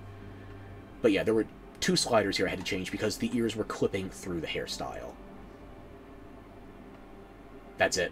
Literally only 3 things I would change on this character. 3 sliders. Not even 3 major characteristics. And this is one of the most... I will get into the details of what I don't like about this character when I get to the makeup, but as far as just the body, yeah, this is a great character design. I am jealous it wasn't mine. Somebody else, though, whoever you are, you deserve credit. Anyway, onto the head details. Base head 23. I think this is the same head I used for Umbaroth and also Almathara. I think. It's either 23 or 27. It seems like the early mid-20s are probably the best base heads if you want to do a very effeminate-looking character. Onto the skin. Base skin 27. It's not my first choice for pale skin options, but it is up there. And personally, I would have gone with a 59 instead, but 15 works here. It doesn't look as pale. It looks almost healthful. And actually nothing for wrinkles or skin sheen. Onto brow height. Again, you drop the brow, you want to look angry. That's how models look nowadays. So when I say this character reminds me of something of an Ethos, or just some other adult performer, I don't mean that as an insult. I am trying to draw parallels, because that's what it looks like. So those are the sliders for the brow. Here are the eyes. I'm not the biggest fan of the squint. But if you make this character fully wide-eyed, yeah, especially with the irises that large and the, yeah. So I think this design really does need the squint here to compensate for the sheer size of the eyes, but it does work. Those are the sliders. Here's the nose. This is why I think you need to be more meticulous with your base head for the noses, because you can only make like 1 or 2 good-looking noses per base head. You need to be very considerate with it. I mean, you can do more than 2 noses. Look at all these sliders. Yeah, you can do more than 2 noses. But I'm talking good noses. I'm talking something aesthetic. And onto the ears. This was, again, only 2 sliders here I had to change. Here's the cheeks. And when you're making this head, if you want to recreate this head using the same sliders, it's not going to be until you get to the jaw-chin section that it's going to look like the head is correct. Because this character face, it goes a lot lower on the skull than I would expect. But yeah, those are the cheek sliders, just in case. Here's the mouth sliders. Not too shabby. And here's the jaw and chin. You need to drag this down. You need to work on the chin height here. Because if you start too high, just steal the sliders, okay? I stole the sliders, you can steal them from me. Will be an entire transitive property chain of custody? Yeah, that works, sure. And now we move on to the hairstyle. This is the same hair I used on Umbaroth. That was not planned. But yeah, this is the same hairstyle the creator of this design used. I didn't want to change it. Those are the colors, those are the blends. And now onto the brows. I think that might be too dark for the hair color, but again, I only want to change what was absolutely going to piss off my OCD compared to the original design. So if the original creator sees this, hopefully they can find themselves and shout it out properly. And now on to makeup. There are no tattoos or markings on this one, by the way. Same as the Silverveil design. Although, for the Silverveil one, I had a reasoning. For this one, however, it was the creator who did it, so if they got a rationale, I'm open to hearing it. But yeah, onto the makeup. Eye makeup, this is what I don't like about this design. Like, there's some things that feel like they're pulled a bit too far, where the CC is just being stressed out. The eye makeup, I dislike. I feel like it's too heavy. Like, I make the raccoon jokes on, I made the raccoon jokes on the other video. This is too much product.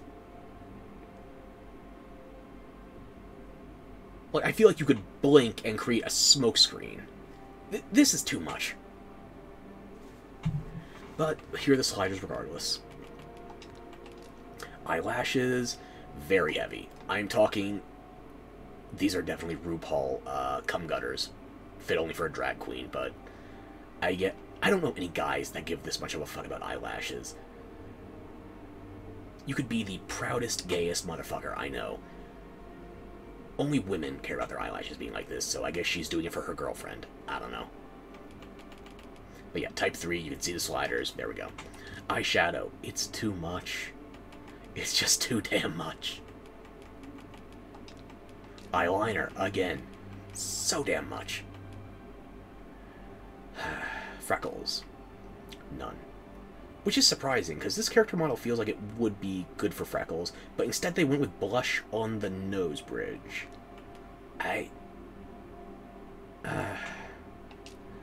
Also, why is it that putting blush or foundation on your nose has to go under the cheek category? Like, look at this. This looks better to me, but this feels more in line with the rest of the design. The sort of Belle Delphine there. Just got hit with the binoculars prank, yeah. Hers are more rectangular, though. Probably something out of Star Wars.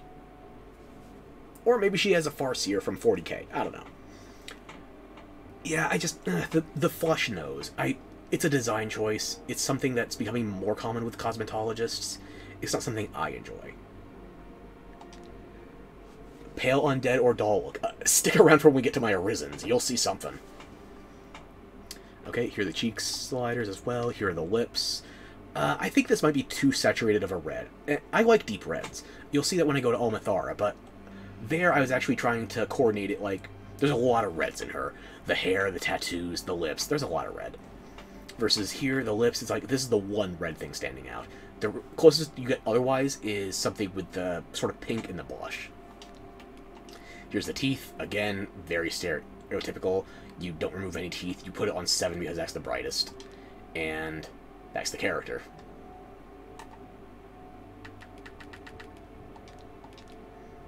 Exit creator. Saves will not be changed. Back. Then reselect. Edit current appearance. Okay. And we already previewed all the vocations on her, so... Yeah, this is the one pawn I cannot take credit for. I only changed 3 sliders. This is somebody else's design. But it's in my top 2 for pawns I'm likely to bring into the main game, so... If that's not a commendation, I don't know what is. They did a good job. Very good job. And that means we have covered all the pawns that I've made so far, and it only took 1 crash followed by reset, and yeah, hour 45 minutes, Jesus. Okay. And again, if at any point you want to go back and look at the other characters, feel free to check the VOD. Now we move from the pawns onto the Arisen. And since Lavender seems to be such a big fan of the more muscular inclinations, let's start with Almathara. As you can see, Fighter by default. Fighter is the default vocation whenever you make any other character. But I did want to make a Fighter here. Fighter is my starting class for when I'm playing DD1. I could go Strider as well, but Strider's not here anymore. Strider's been split into Archer and Thief. Then there's the Mage. Almithara in DD1 spends a lot of time as a mage, or a sorcerer specifically, in order to get good magic from Mystic Knight, and in Thief. But yeah, and the voice. Arisens do not get previews of their character actually talking, because as far as I know, like the first game, your character doesn't actually speak. You just get these sort of grunts and other ambient noises in order to not be a mime. I don't know, it gives you some personality, I guess. Not much. On to the detail customization. Here's the body. When I started this character, I wasn't sure what I wanted to do with Almithara and Umbaroth in terms of sizing, because they are both much taller than they were in DD1. Do I have this saved anywhere? I think I have a page with numbers on it.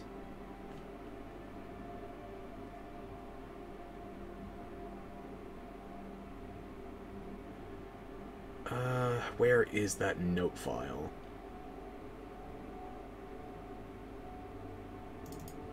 Ah, here it is. Okay.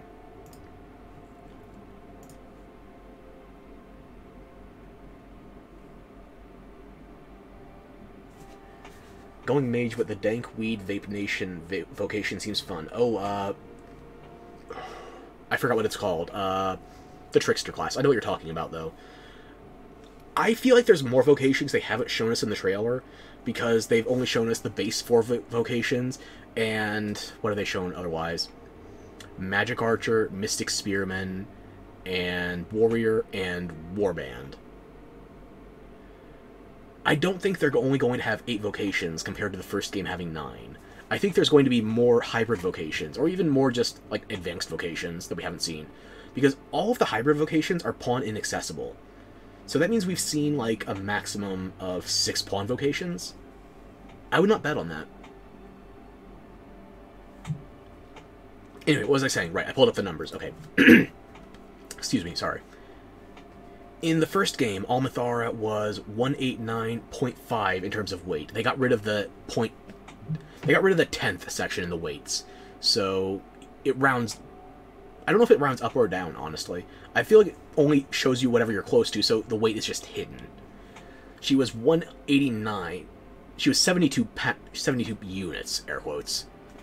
So yeah, she's 28 units heavier. And she went from being 189.5. So yeah, there's no more points on the height. It's just units of 1. I guess, was it... Yeah, I'm getting confused because I have these notes up and chat and too many different things. Okay, let me start over.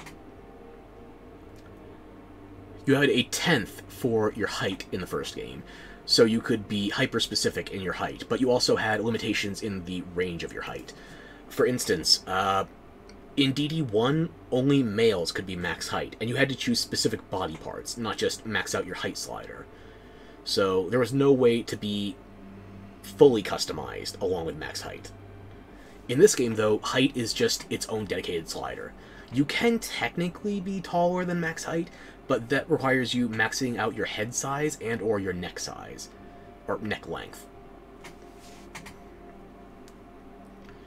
So yeah, height is much more flexible in this game. In terms of...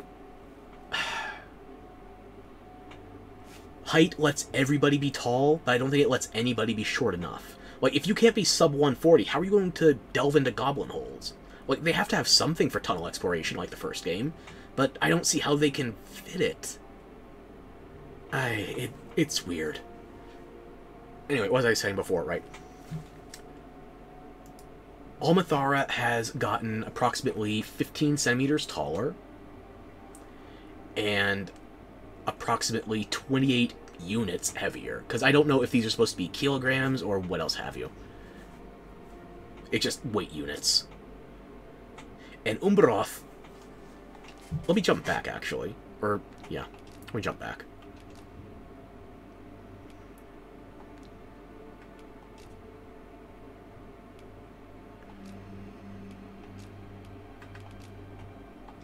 Not base body.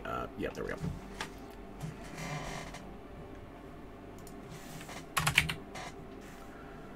Umbaroth started at 200.4, so she was probably about 6'7", give or take. She's now 15 centimeters taller, and, what was it, 13? 14. 14 units heavier.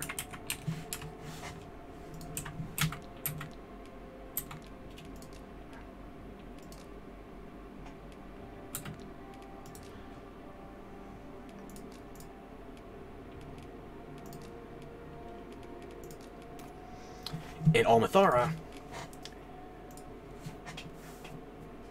yeah, she's also about 15, but in terms of weight, she more than doubled that margin, where Umbaroth went up 14, Almathara went up 28. So somebody's packing it on. But yeah, so I did make both characters a bit taller, and I think I accidentally toggled my eyes because I was using the calculator. There we go, okay. Yeah. I also took off my jacket. You know, it can stay off. I'm a bit warm. What do you mean, not the goblin holes? The goblin holes were great for all one of the locations you could actually delve them. Yeah, you needed to do, was it the Shadow Fort? And that was basically the only place that had map progression locked behind goblin holes. Everything else was just convenience of the environment. But, yeah, I liked that. Once you got into the post-game as well, with the Secret of Metamorphosis, you could change your size and other customization on the fly. You could just shrink yourself temporarily, go into the goblin hole, grab what you wanted, even if it's map progression, then get out.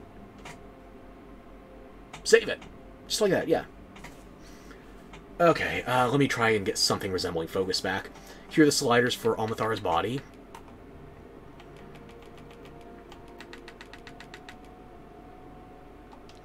Here are her head sliders. A bit bigger than the default when I started customizing this character, but not that big. Here's the rest of the sliders. Here's the upper body. And like I said in the first game, Almathara was a Mystic Knight, so I did go a bit on the bulky side. Yeah, some people might not like the fact that I went into the negatives on chest, but really, I feel like for this character, for this aesthetic, it just fits better. There's the rest of the sliders. Here's the lower body.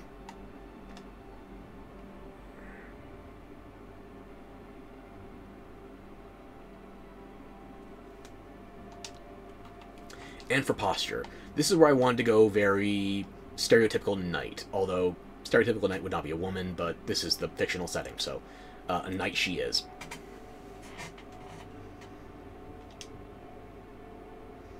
Just has a certain confident swagger that wouldn't fit a Prince Charming quite as well as a Princess Charming, you know?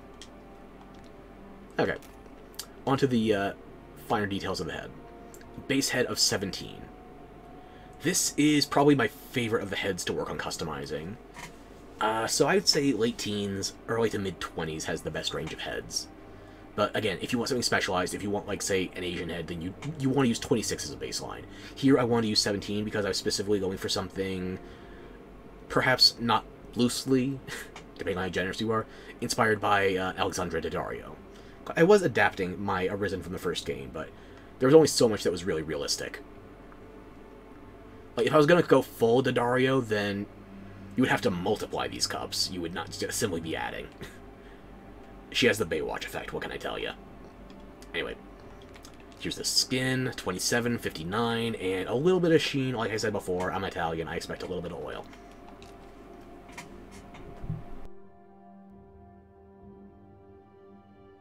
Excuse me, sorry about the cough. Anyway, here is the brow line. This is probably the most exaggerated, angry-looking of the model-esque brows that I've used.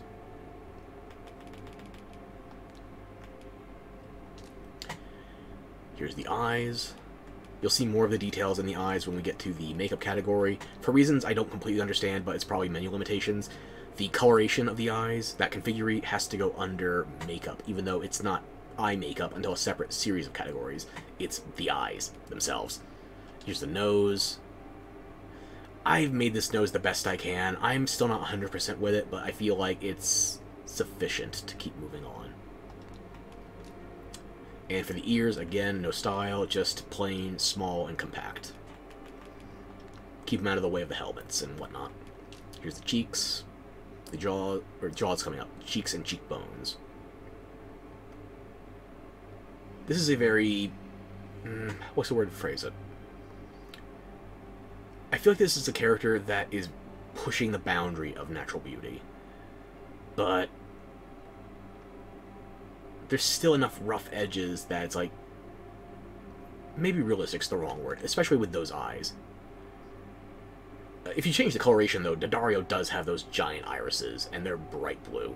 So, I feel like this is a character that's, like, right up against the sort of idyllic designs that usually I avoid, but here I like it, and I could achieve it. Here's the mouth.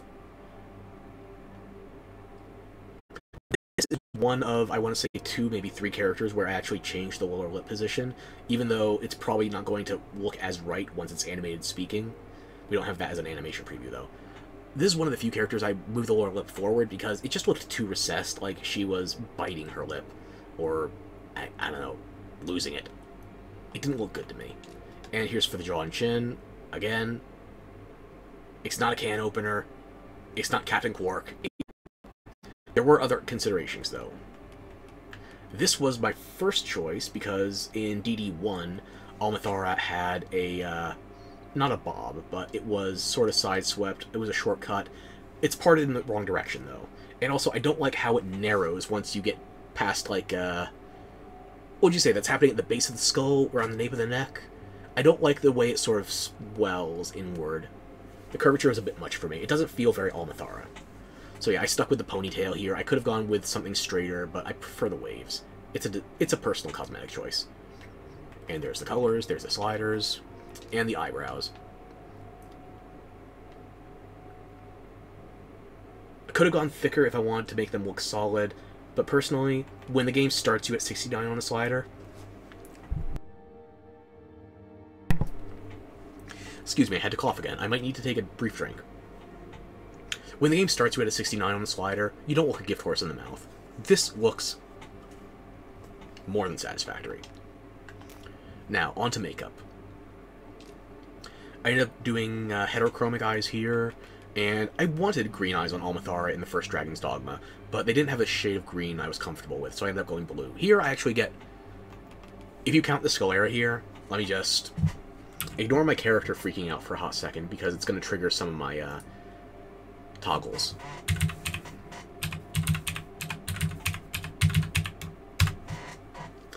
If you include the sclera here, courtesy of having 4 custom colorization words. I can English, I swear. Courtesy of having 4 color options here, and the fact that all of them go up to 334, that brings you to a final calculation of, just on eye color alone, 12,444,741,136 combinations.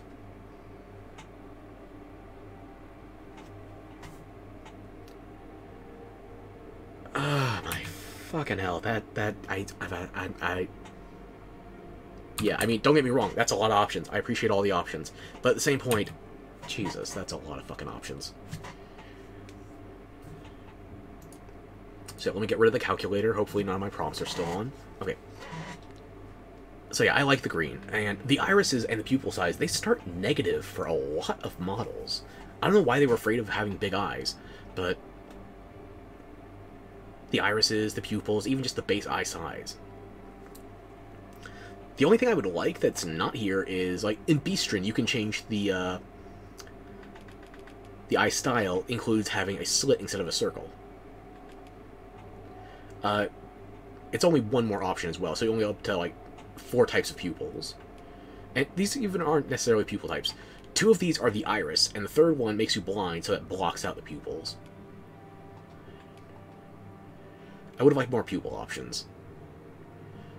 And furthermore, if we're getting pupil options, the ability to color the pupil separately from all of these, because your pupil has to be black. That's a design choice. It's something I would like. It's not mandatory. I'll take it. Here's the eyelashes. I was worried I went a little too long on these. It's not often that you're breaking out these sliders across the board here. Usually you're doing length and density, but not root blend or vice versa. I used all of them.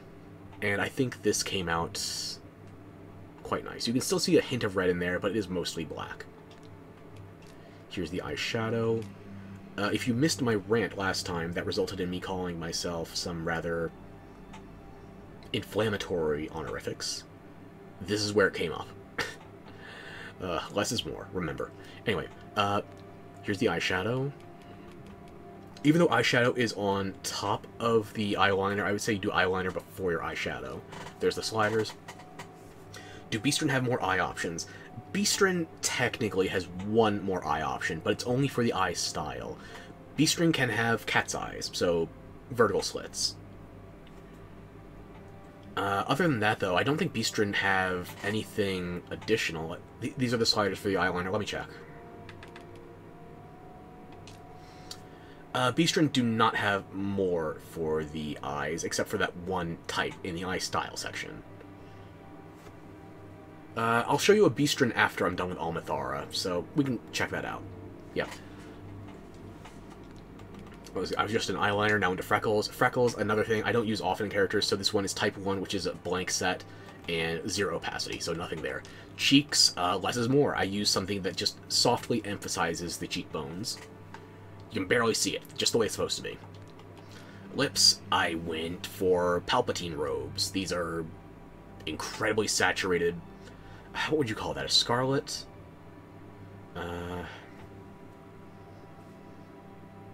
Maybe not a scarlet, more of a burgundy, maybe? It's deep red. I'll just embrace my testicles for the moment and say it's red. It's close enough. Those are the sliders. And for the teeth, again, very commonly, what I do with my character designs, I keep them all, and then I just use 7 for the whitest. And now we get to move on to tattoos and markings. Okay. One of these I actually might want to change. Let me just check it out for a second. Oh, wait, no, I'm in tattoos. I need to go into scars.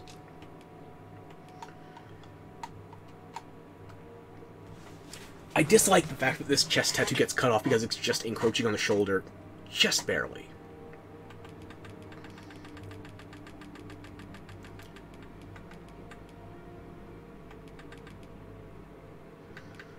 So what I'm going to do is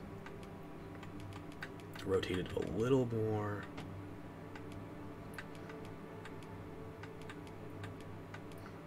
Okay, down one more.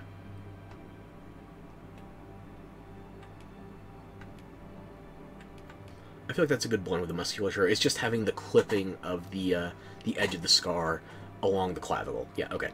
Let's get on to tattoos and presets now. Or tattoos and, I swear I can talk. Tattoos and scars. Okay. Here's the body tattoos. The first one is across the top of the back. You can still make it out behind the ponytail, unlike Umbroth. But yeah, I ended up doing... Let me just change the lighting here. Okay. You can see it's 2 dragons heraldic around a tower engulfing a dawn, which I ended up using the same color scheme, like I said before. The green is for Umbroth, the blue... the green is for Almathara herself. The blue is for Umbroth, and the red is the dragons, which is much more obvious because it's dragons in this tattoo. RGB, again. Here's the sliders.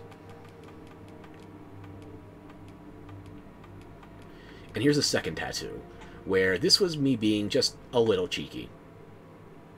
Don't fuck with her, figuratively or literally. Even on the undergarments, too, it looks like it's a sheath. Is there a serpent coiling in your pants, or are you just happy to see me? Both. Let me go over the sliders.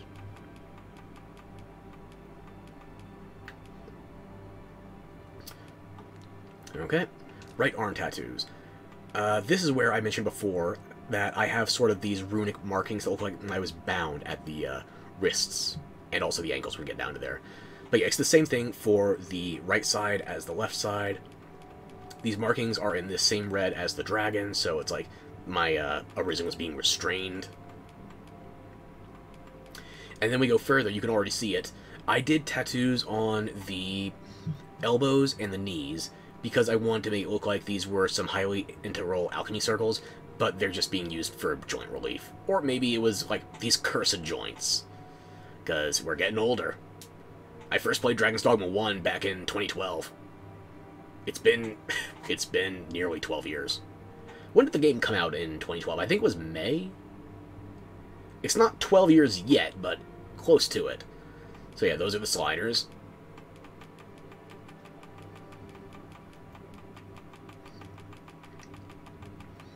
And now onto the left arm sliders. You can already see the tattoos.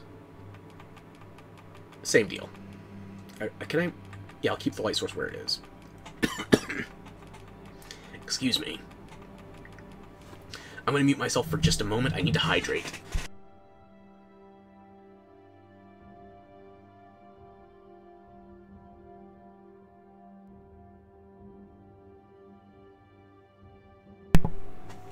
Okay, and the whistle has been wetted. Let's see if VTube Studio is going to recover.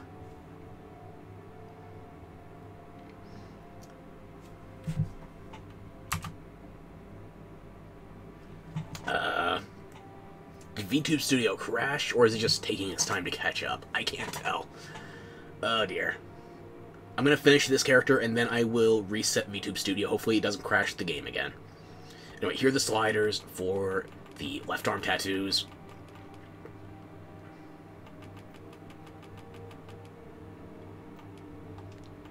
Here's the right leg tattoos. Again, same basic concept. I've got the runes in place of binds, and also the alchemy circles in place of joints. Although, here it's not really alchemy circles, these are specifically rift circles, although I can't read the runes, so some amount of extrapolation is required.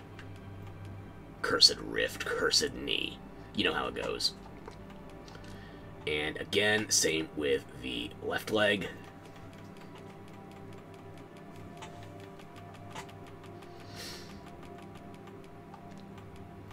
Here's the body scars.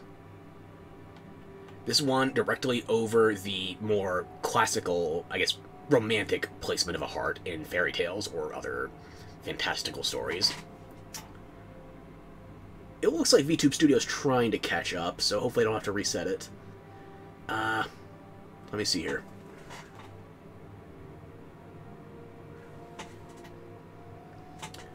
Oh yeah, the model is very sluggish. I'm going to have to reset it. But let's get through this character first. So that's the first body scar. You can see all of the sliders. And here's the second scar. You want to know where that one is? Yeah, you think it's safe. You think maybe you get out of child support in a pre-industrial society. No. No, no, no, no, no. That kind of security is behind the snake. That dragon-colored snake. The dragon may have stolen your heart. So that might mean it's not yours to give away again. But I digress. Stealthy hysterectomy humor notwithstanding. Anyway, here are the scars for the right arm. These gouges running up and down, this is a design that was very similar to something they just included in the first game. But for scars in Dragon's Dogma 1, you could only choose basically one scar per the entire body. Now you can choose two scars per appendage, and 2 for the central body as well. So we went from 1 to 10. And this one actually gives you proper customization for the individual scars as well. So you don't just have to choose one and then cross your fingers that it functions. No, you get a choice.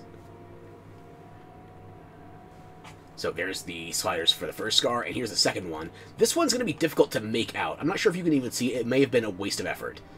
But keep your eye on that wrist. Not the ass, the wrist. I can't get a good angle on it. I think you're just going to have to look at the edge and extrapolate, because, as you can see here, I want to make it look like those binds weren't just restrictive, they were offensive. Like, her wrists and her ankles have been slit, so there's these stitch scars to look like they've been partially mended.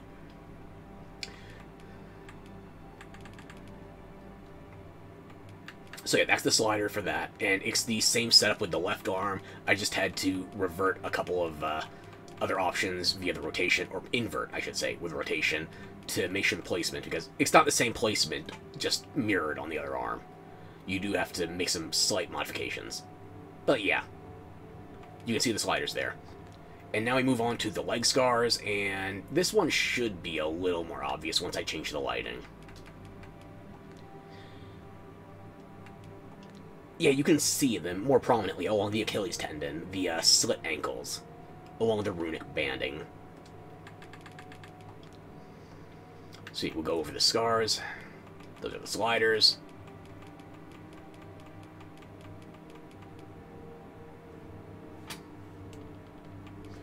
And this one, you can see these along the exterior edges of the legs. I guess, south of the hips. Where it's like she was being chased and clawed at by something, so 3 scar marks on each, same as Umbaroth, but Umbaroth had hers on the shoulder, Almathara has hers along the upper reaches of her legs. And for the left leg, same situation, just minor modifications to the sliders, because it doesn't mirror precisely on different limbs.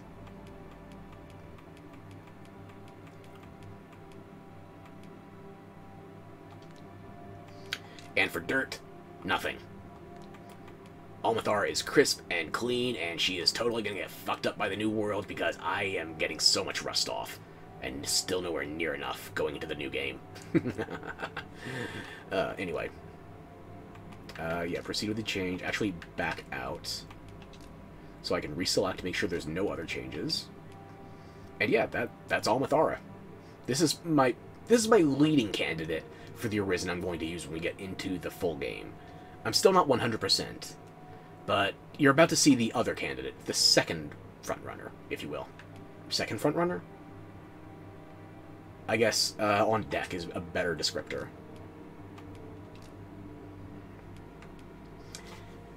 We were talking Beastrin a moment ago. This guy was my first time just tinkering with the Beastrin in character creation. Now he's my he's my second in command. He's my second choice. Almathara is still who I would prefer to run with, because this is basically my Arisen from the first game, just amplified. But this is something completely new, something exotic, and VTube Studio is still acting up a bitch and a half, so... is that just my stream rate? Or let me check OBS, hang on. So I'm going to just yammer on ever so slightly, and it looks like that's going in real time.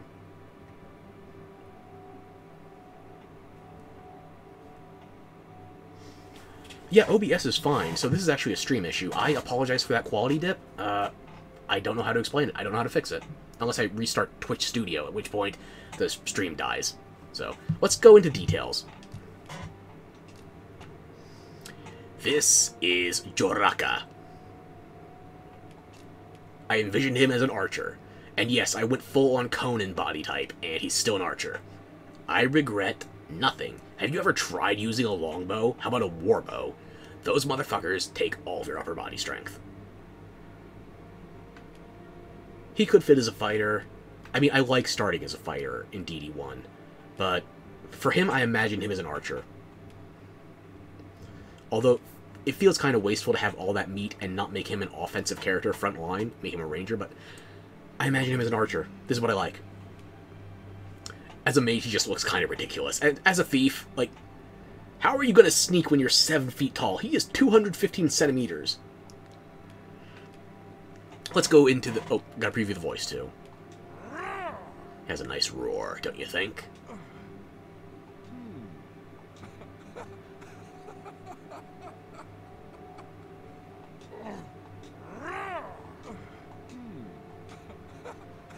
Yeah. Okay, so let's go into those eyes, shall we? We're gonna go a little bit ahead, just to look. But we are gonna do more proper detailing here. So as you can see, Beastrin have a 4th eye style. Slitted eyes. That is literally the one eye... That's the one detail that Beastrin have, which is basically more than any other character. Because we're going to get into the other characteristics. Everything else, though, they either have an analogous trait, or humans have more. So if you just want sheer volume of customization options, you should go for a human. Beastrin, however, have more novelties. Like, you can play human in most games. You can only play a Beastrin here. Khajiit don't exist. No other game has cat people. Final Fantasy XIV doesn't exist either. Nope, not even slightly. Okay, let's do this properly. We'll go into base head first. Base head 2. You get 2 options, okay? Humans have tens of base heads. Beastrin, male or female, you get 2. Brow line is the same general guidelines. Yeah, those are the sliders. And you already noticed we are skipping past things like, no, that's going to be another section anyway. Eyes, okay? Eyes, you have generally all the same sliders, and as you look at this, you will notice I did close off one of his eyes, and I gave it the stitching scar to keep it shut. This was not something I was finalized on, but I do like having Joraka with a bit of battle damage. Joraka was my unarmed build back when I played Skyrim, although I can't remember where I did it because I don't have his save on my PC, so it must have been on... could have been on PS3, could have been 360. But Ferox, why do you have 3 different copies of Skyrim? Well, my friend, you're wrong. I have 6. Let me think for a second, actually. I have PS3, PS4, 360, Xbox One, Switch, PC, and on PC, they also did, no,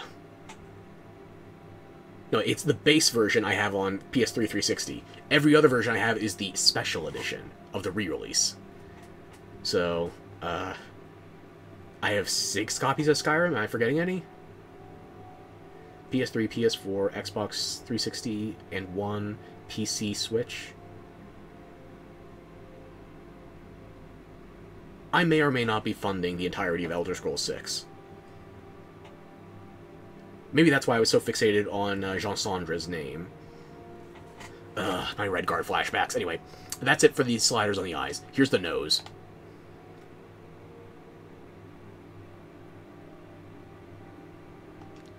Did I skip something? I feel like I skipped something.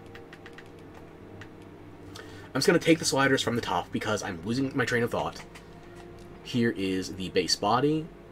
You only get 2 fur types. Here's the pattern. Here's the colors. Keeping color 3 and 4 at intensity 0 means I basically don't even have them, except for black, which works better at intensity 0 from my understanding. But color 3 at 0 is just a formality. Like, I don't think I need a 3rd color for this design. I like it this way. So yeah, color 0 is deliberate. Body, okay. Maximum height. I kept the torso length somewhat proportionate. I didn't want to go full Johnny Bravo in the design. Here's the muscle style. 8 muscle styles. Okay, listen. Muscle styles are the same between humans and Beastren.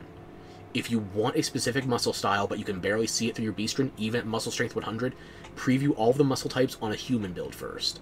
Match it, male Beastren, male human. Female Beastren, female human. Match that, then go back to the Beastren, choose the muscle style you like. Because you can barely see this on Beastren. It is a mild accent at best. My muscle strength is cranked to 100, and I can still barely see it. So yeah, preview your muscle styles on humans, then use them on Beastren if you're going to play Beastren. That's the rest of the sliders. On to head. Head, I feel like I didn't need to go as big on because I chose a very... I chose a very voluminous hairstyle, so yeah. That's the rest of the sliders. Upper body.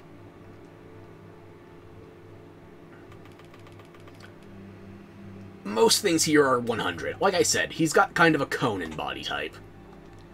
Onto lower body.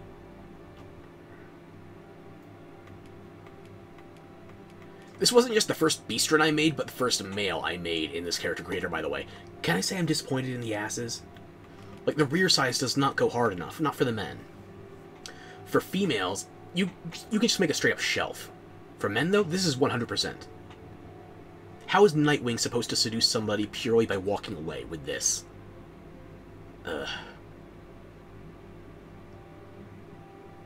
We need better asses for the men. And for the movement style, okay. I wanted something that just looked menacing, lunging towards you. The posture is not the best, but look. If you see this guy walking at you, you're not surviving. Not even slightly. You're fucked. And I wanted that vibe, because this dude's a ranger. He's not going to get close to you. But if he is, you're dead. On to finer details with the head. Okay, base head 2, already went over that. Here's the brow details. Here's the eyes.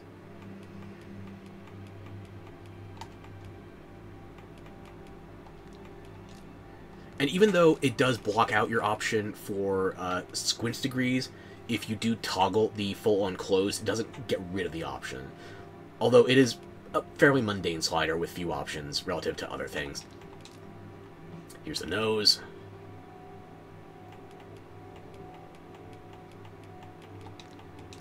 Here's the ears, which you can barely see because of the hair customization. But I did revert the hair when I was selecting these ears, just to... I don't know, it's like when I was playing, I think, Fallout 4? I can't remember what game I was playing. It was another Elder Scrolls game. Another Bethesda game, something like Elder Scrolls, I should say. My character wore helmets a lot, and even when she wasn't wearing a helmet, she had a bowl cut, so I couldn't see her ears. I still made her bald for the character creator and spent too much time on her ears. It's just the way I am. Anyway, that's the ear sliders. Here's the cheek sliders. I don't feel like the cheek sliders, cheek, jaw, mouth area, etc. Or the mouth is better, but the cheek and the jawline doesn't do as much as I would like, given the restrictions on only having 2 base heads. Here's the mouth sliders. And here's the jaw and chin. So yeah, considering I didn't get what I would want for customization on the cheeks and the jawline, I have zero regrets going for this facial hair. I was starting with something braided, but I prefer this hairstyle, and I didn't want to mix and match one braided with one unbraided, so this is what I chose. Here's the hairstyle. Yes, I put a lion's mane on a tiger, and the tiger is black and white, like a snow leopard. Or I guess more a jaguar. The entirety of the feline lineage is here. The lineage. The felineage? Why do I try to be funny? I'm never funny on purpose. Right, what was I saying? I did consider some other hairstyles here. Like, my favorite still has to be... Dude has... How... I still don't get, how do you have partial balding and you're furry?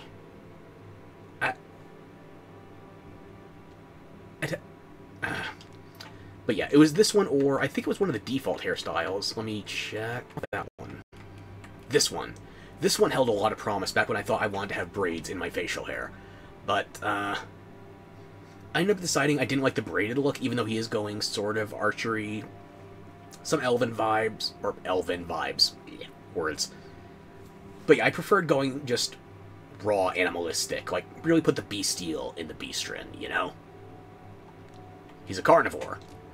And there's not a lot of facial hair options. For men, human males, there's a lot more in terms of facial hair to choose from. For beastrin, you get 5, 6 if you count being clean-shaven.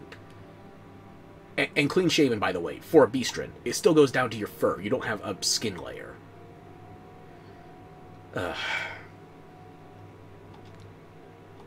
So that's those sliders. Here's more of what we got for the face. Yeah, I did change this, okay. It's just I didn't do anything for Tiberius, because he was meant to be sort of a pasty-faced white cat. So here are the cheek sliders again. I didn't do anything for presets for either.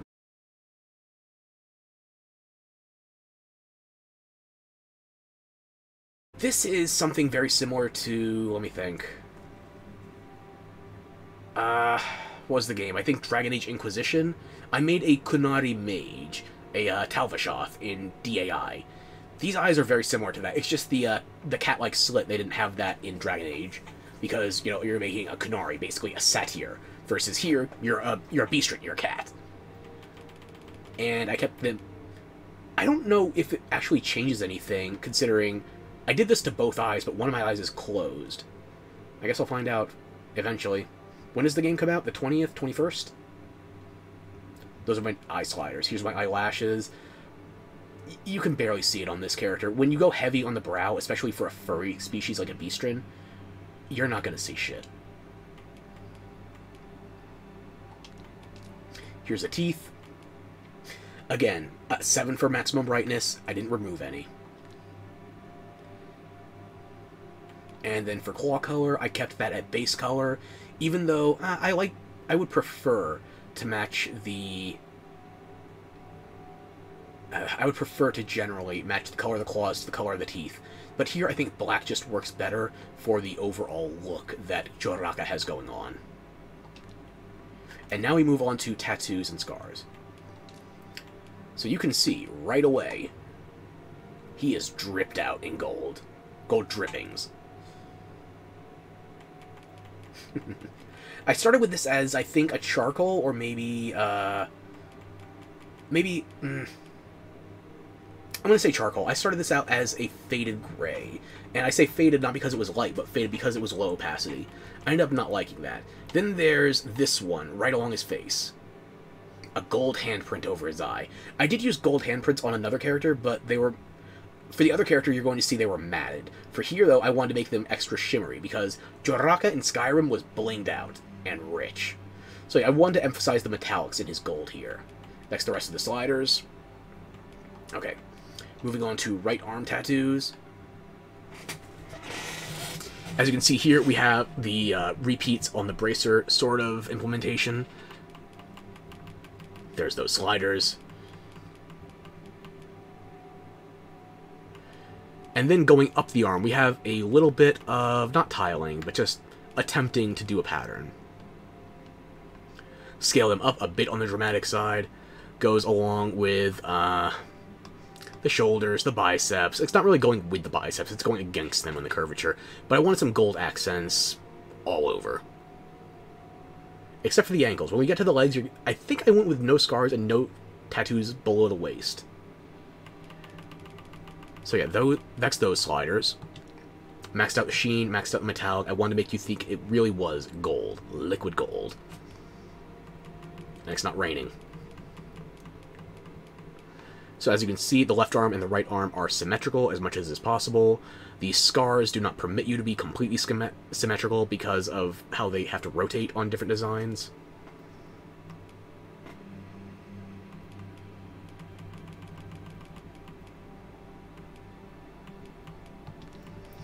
And now on to right leg tattoos. There are none. Left leg tattoos, none. And on to scars. Okay. Here's one that was me experimenting with trying to cross over the front and back. As I mentioned before, you can't go directly to the top or the bottom of the model. The bottom of the model is clothed in undergarments, so you can't see anything at the direct bottom. And at the direct top, you can go on top of the head to a certain extent, depending on your posture. It's tricky aligning things. You'll see with the next character that I did put a tattoo basically on top of the head. But it's not something that's recommended. So here I was doing... this is basically the middle ground between the front and the back. So the tattoo crosses over the shoulder, though it does fade out a bit with the shoulder size. So it looks like two tattoos, even if it really isn't. It's just the nature of the design. Or maybe it's not because it's clipping through the muscle, it's a matter of it trying to bend around the shoulder, and that is the arm tattoos category. So yeah, those are those sliders, and then we get on to body scar slider 2, already went over that. It is this marking on the eye. I figured having the gold hand over the eye, we're trying to extrapolate what is the damage there, what would have caused it. It gets you thinking. It gets you theory crafting. And it just looks kind of cool. Right arm and left arm, only one scar apiece. I have this big spiralizing stitch here. Like, he's not just ripped, he is torn apart. Did I mutilate a cat for a pun? Yes. And those are the sliders to prove it. And same sliders here, just slightly inverted in order to accommodate the rotation. Again, no mirroring, so you get what you get. Nothing on right leg, nothing on left leg. I didn't use dirt on him, so yeah, that is Joraka. Revert so I can make sure there are no changes being made. And this is... oh my god. I am currently at a loss. These are my top two choices for Arisen. I'll show you my top two choices for Pawn as well. Or I've already shown you all the pawns.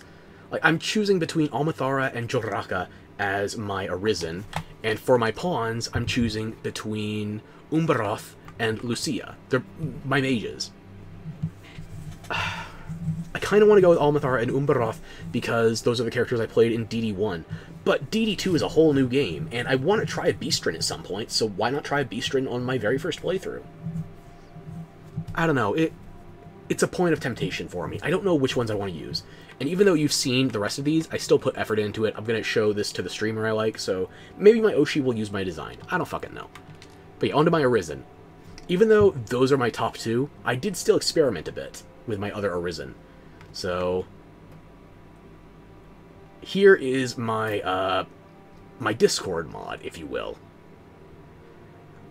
One of my friends actually called this the most realistic Asmongold design.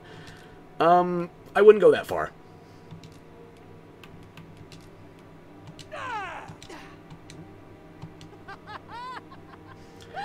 Yeah, I tried making a goblin. I might have gone slightly insane with this one.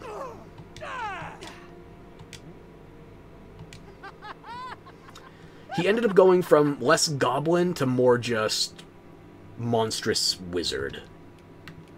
And here's the vocational preview. Yes, because of the customizations I've done on the torso, he does actually have how to phrase politely, he has a pronounced angular gut. And it persists on every piece of armor.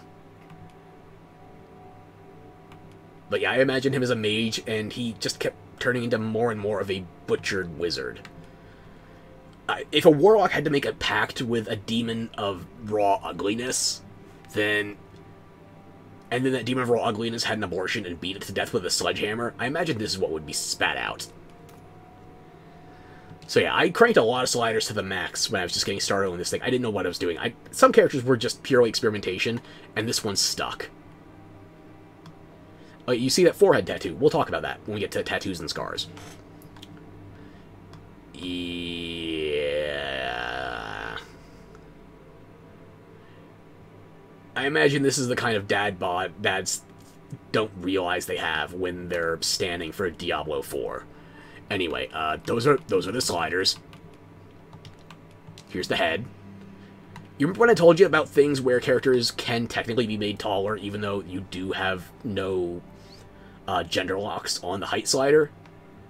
Max head size, max neck length. I have 3 characters in this... I have 4 characters, actually, that are minimum height. Hang on. How many do I have?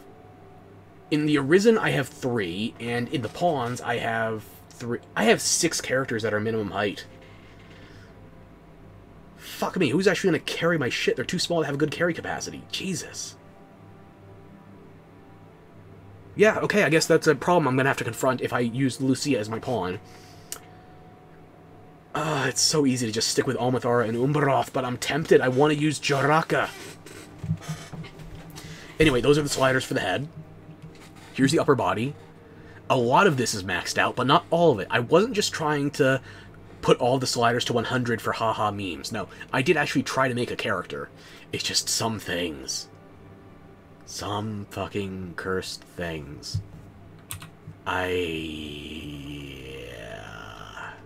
Lower body. Look at that Hank Hill ass, okay? That is inverted. Did your ass fall off? Yes, it's at negative 100, but look what happens if I set it to positive 100.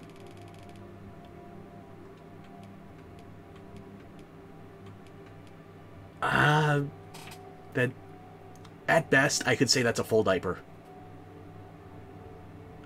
I want some quarterback asses. I want some... Oh my god. Cursed. Just fucking cursed. Anyway, where was I? Right. Posture. This is where I actually kept the abysmal posture. But I'm going to change this posture later, just to show you the teeth, because he's actually so bent over that if I try to preview the teeth, his mouth opens at a downward angle. You can't see his teeth. Okay, we'll get there. Head details, right. Base head of 32. I think I started at 36? No, 38. It didn't go as exaggerated as I wanted. There were some other heads that were on the chopping block for just purely exaggerated models. This is what I liked, though. You know what? I feel like I need to sterilize myself looking at this thing. Let me just put my coat back on. Ugh. Anyway. Skin. Skin type of 3. I feel like that's, what would you call that? A mulatto? Maybe, an olive? Some kind of tan Caucasian. Or a very, like, black. Anyway. And then 39, you do have some green skin tones. If you want to go for, like, something completely off of this palette, you're better off trying to go into tattoos, max scaling them, and just covering as much surface area as you can with max opacity. Because, as you can see here, you can go kind of gray. You can go kind of a lot of colors. But skin type, skin coloration, not the widest options here. Max wrinkles, I gotta be honest with you. Wrinkles still don't have the biggest impact over your base skin. And skin sheen, I tried going 100%, he just looked wet. And not like a sweaty wet, I mean like made of ice wet. And I don't like my goblins to also be ice golems, so I just went with 50. It seems greasy enough, said the Italian. Brow, okay. This is the lowest and probably shallowest brow that I have. I could go for a deeper brow, try to make it look angrier, but I like this as it is. He seems kind of vaguely humanoid. But obviously goblin, but there's still like a touch of humanity in there. Here's the sliders for the eyes.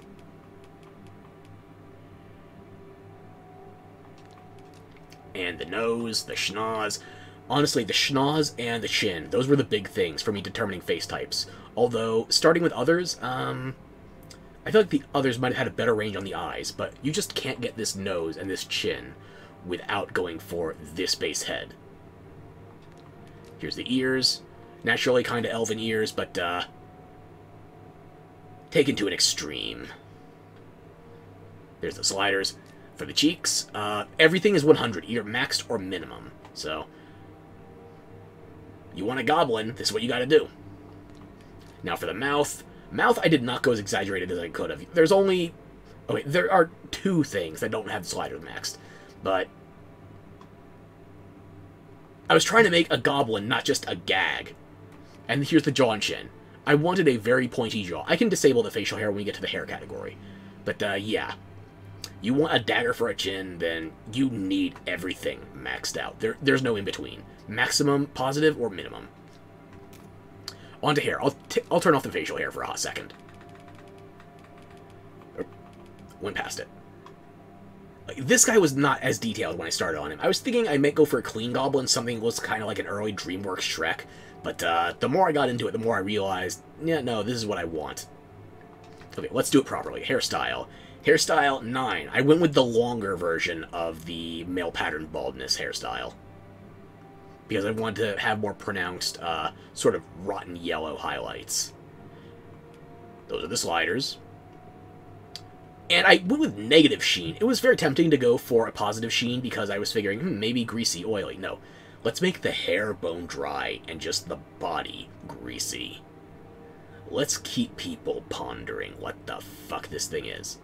Have some fun with it, you know? And then for the eyebrows, this is the only one, by the way. I think this is the only one that I use a split brow on without a scar. Yeah, I have one character. The last Arisen I'll show you has the split brow, but he has a scar running through it. This one, however, you think, oh, you just split your brow for style. How's that style helping you? Is it doing you any work right now? I don't think so. And here again is the facial hair. Those are the sliders. And body hair. You might not be able to see the other body hair options that well in this character because I scarred the arms and legs so heavily. But you do have options. Like, that's arms, legs, and gut. That one is... Is that just arms or just legs?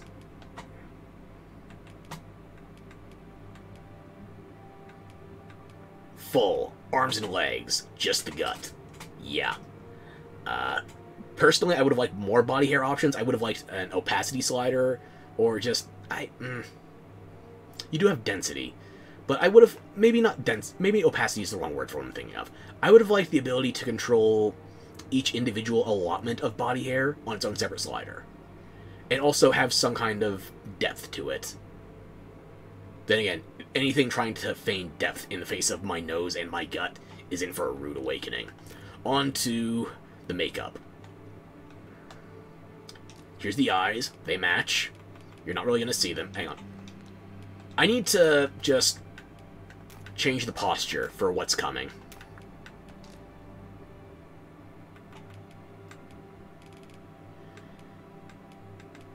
Okay.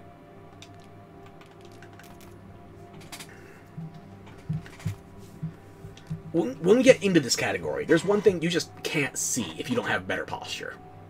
So those are the eyes. Here's the eyelashes. I went with a mix of black and gray, trying to portray some age. So it's not just straight up green and rot. No, this was, at some point, something resembling a human. Here's the eyeshadow. Yes, I used eyeshadow and eyeliner on this one. I did not go as heavy on them as I like. I just wanted some sunken-in, black, bruised eye sockets. And the worst thing is, these don't look as bad as my real-life eye sockets during allergy season. Or hell, even when it's not allergy season, I could just be vitamin D deprived. Or sleep deprived. Or ill-medicated. Or all of the above. Now I feel bad about myself. Eyeliner. Okay. Like I said, eyeliner and eyeshadow were just to make him look even more beaten up. Freckles. You can't see them, can you? Yeah, freckles are too subtle in this game. Unless you go for an obnoxious color in direct contrast with your skin. So, you take what you can get. Here's the cheeks. Yeah, this is one of the few characters where I used the nose powdering. Like I told you, I was thinking maybe fix better with someone drunk, or flushed with other relaxants, shall we say. So what did I do? I put on a goblin drunk with power. Here's the lips. These were coming out kind of pinkish purplish before. I just wanted to make them more of a desaturated purple, or something black and shadowy. Like you've been drinking Namekian salt. Here we go. Oh my god. Yeah, you can see all of them. Okay.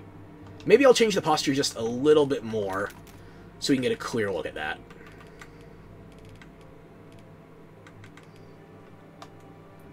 Is he more intimidating or less while... I think I saw this guy try to sneak into a movie theater recently. What was I doing? Right, teeth.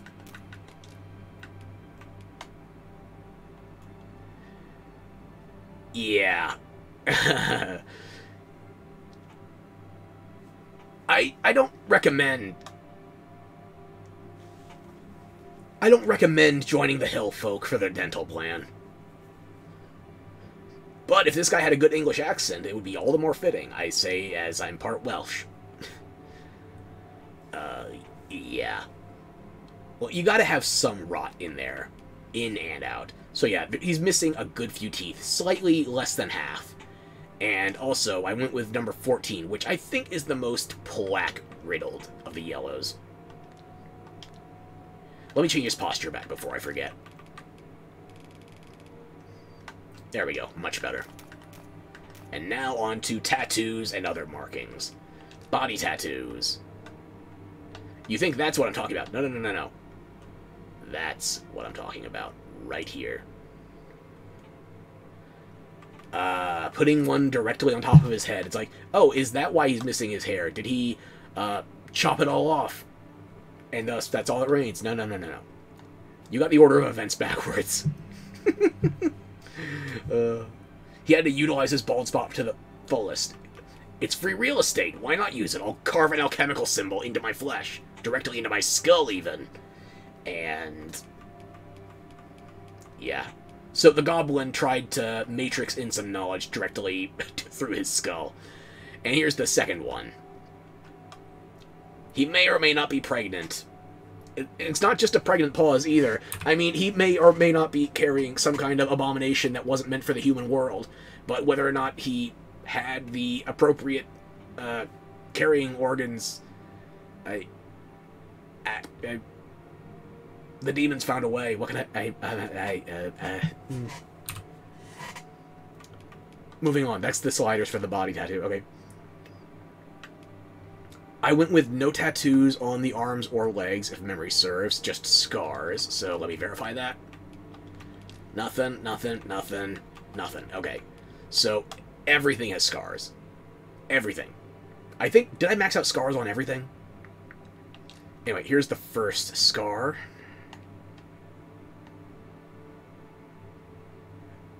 You don't recognize that because of the amount of tiling, but, yeah, I gouged at his face something fierce. So, if you want to count how many lines are in that tattoo,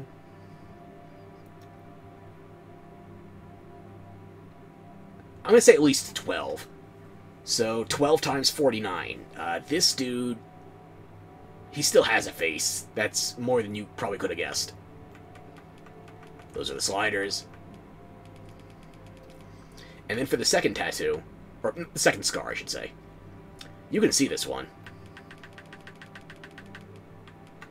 Yeah, I made it so it was like his mouth was stitched shut. I could have used the stitching patterns as it is, but you can't tile them in the way I would like for this.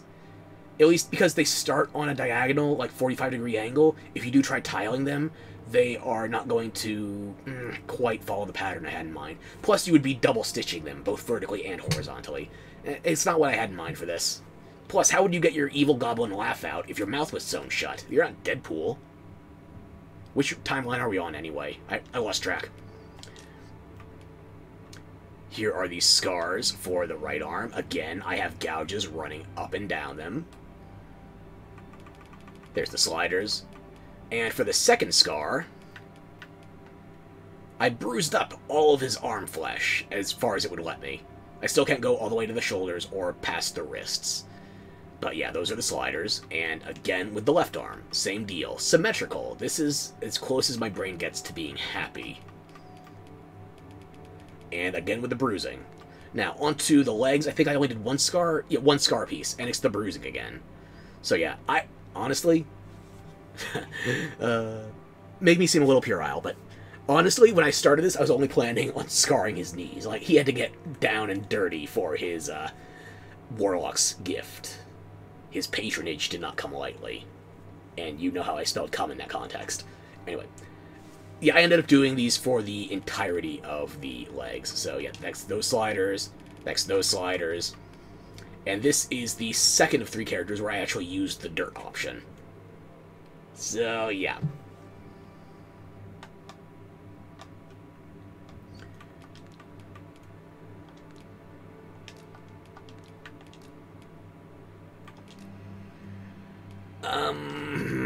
Still not easy to look at, but I'm glad I could make a goblin.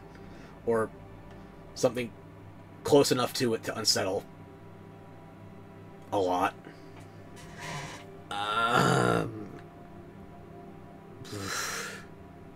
Yeah, you know, I'm not taking this jacket with me. You can keep it. I'll just burn it otherwise. Yeah, so that is my goblin, and I named him Godwin. Because the dude needed 1 win, if only in name. And also, the second anybody sees him, oh god, that's going to be what they hear. I don't know if I showed off the names for the other 2, so let me just do that, because I know I wasn't finalizing at the end. Choraka, he's Klaus, or Claus if you prefer. I used feline on another one. And for Almithara, as I mentioned previously, Alexandra, like the Dario.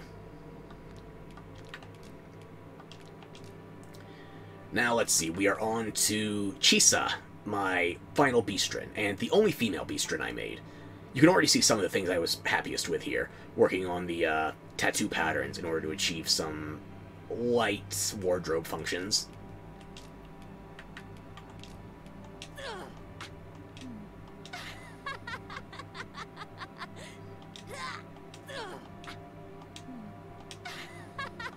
That's her voice, and she's probably going to be a thief if I ever use her. As it stands, though, you can look at her in the other armor previews.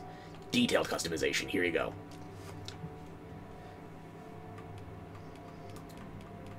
So yeah, I went with a house cat. I went with a hybrid of all the big jungle cats, except for the cheetah. Or would you say those spots are more cheetah or leopard? Oh, it's hard to say. For the head, I feel like I might have gone too small, but that could also just be the hairstyle betraying me, because this is a taller hairstyle compared to others that are in the game. And yes, I did go for the same brown, or something close to it, and the same yellow on the root tips. Because it's the...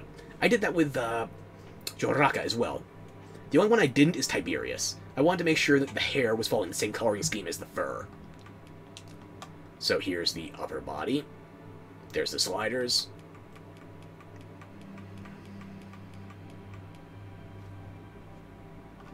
Here's the lower body. And the sliders. Oh, let me back out a little. And the sliders. There we go.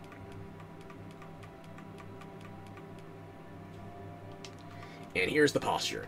This is one where I didn't commit as hard as I did with Godwin, or Goblin, whatever. But I did want the sort of hunched over on the prowl thieving type. I just realized I might only have forward hunches on my Arisen and none of my pawns. My pawns have better posture than I do. Yeah, that sounds about right, actually. Anyway. Let me think. Was I going somewhere with that? No. But I might have to check Almathara after this, because I just remembered I might have unsaved her tattoo change, or scar change, for a chest. Okay, what was I? Base Head 1. Base Head 1, I would say, is the more demure of the Beastren heads. It looks more recessed, more... Like I said before, this one's more kind of like House Catty versus Base Head 2. Although, you could argue it's just a smaller, more feminized. I would personally go for more House Cat versus Wildcat. Here's the brow, here's the sliders. Here's the eyes. Yes, I went with heterochromia on 2 of my 3 Beastren. Heterochromia is more common in non-human species, so I figured, fuck it, let's give her Lilith size from D4. It's the closest I'm going to get back to playing Diablo 4, at least in the immediate future. Season 3 sounds like a fucking train wreck, and I don't know what's going to happen with Season 4. Hopefully the Season 2 team's back on it, but I'm not planning on going back.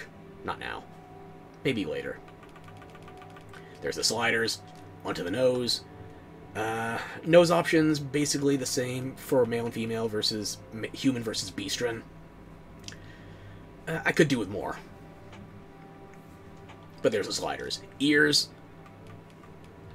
This is why I like the up-done hairstyles as well, because, like, on Joraka, you couldn't see the ears as well.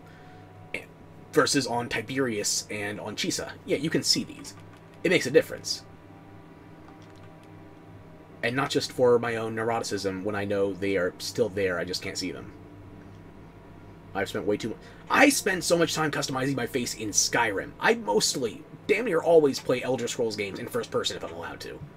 Why did I spend so much time on my face? Hell, never mind Skyrim faces, Oblivion faces. Motherfucking Oblivion faces. You have any idea how long it took me to make my main look good? I mained in Altmer in Oblivion. I mean... I would say my first playthrough is always with an Argonian in every Elder Scrolls game, but you pick a main. Like, if it's not your first, then you pick a main after the fact, I should say.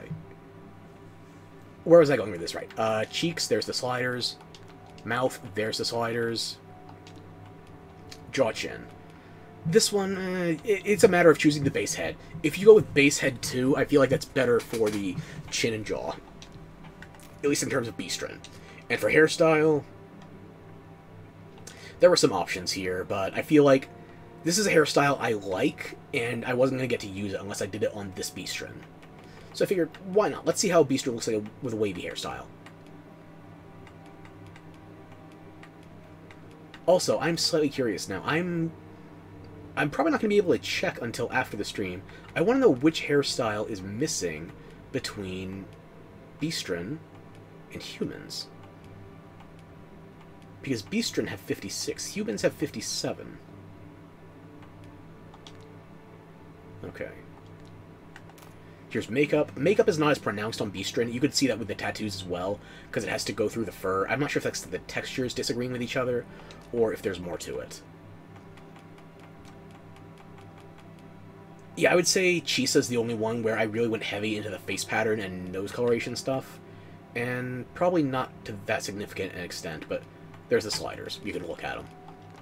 There's the nose color. Again, I did not go heavy on this. Because not coloring the tip of your nose so much as it is... Or, it's not coloring, like, the bridge of your nose so much as it is the tip. And I would rather just keep that at an absolute. That's what I prefer. Eyes. Okay. Again, I went heterochromic here. Or homochromic here. Or, what's the word I'm looking for here? No, heterochromic is the word I've been trying to think of. Homochromic is when they're the same color. Have I been getting that wrong for the last 3 hours? There's a distinctive possibility. Oh, well, you all knew I was an idiot to start with. Anyway. Here's the sliders for the eye colors. And also for the eye style as well. Beastren do have this one option. You can't really see that eyes clearly. You could go for the slitted pupils. You can also do blinding on them. Beastren only have the one additional eye style compared to everything else. I don't think that's substantive enough. But it is nice to have that as an option. Just more pupil styles, or at least pupil color customization. Here's the eyelashes. Again, it's a furry Beastren. You can barely see the eyelashes. I still put in some time. Here's the teeth. Nothing missing. I didn't go with absolute white. I was worried that would look weird with all of the white on my body paints. So I went with something a little bit yellower. I went with the... Not the lightest of the... It's the lightest of the non-whites. Let me put it that way. And then claw color, like before, I try to match claw color to teeth color. As much as I'm able. And now on to tattoos and tattoos and markings. No piercings. Piercings like earrings are an accessory that you could find in the first game, though, but the visuals for them lacking. Let's move on to just body tattoos first and foremost, okay? Body tattoo 1, you can see it plain as day. It wraps around the neck. I wish... Like, I mixed up tilting and tiling before. Part of me wishes that if you're going to the upper body or you have a full-on wraparound, you could tilt and not just tile. But it's not in the cards. This is the limitation of the horizontal wraparound. And there's the sliders. Now we move on to the second tattoo. This one, if you saw this already, bullseye, right on ya. Personally, I wish this could have been a two-tone tattoo, just so you could color the ring and the dot in the center separately. But it still works. I wanted to go heavily on the white accents anyway. This functions for the time being. On to the right arm tattoos. I think that's only one tattoo per arm, right? Yeah. It's only one tattoo per arm, and only one of the legs has 2 tattoos.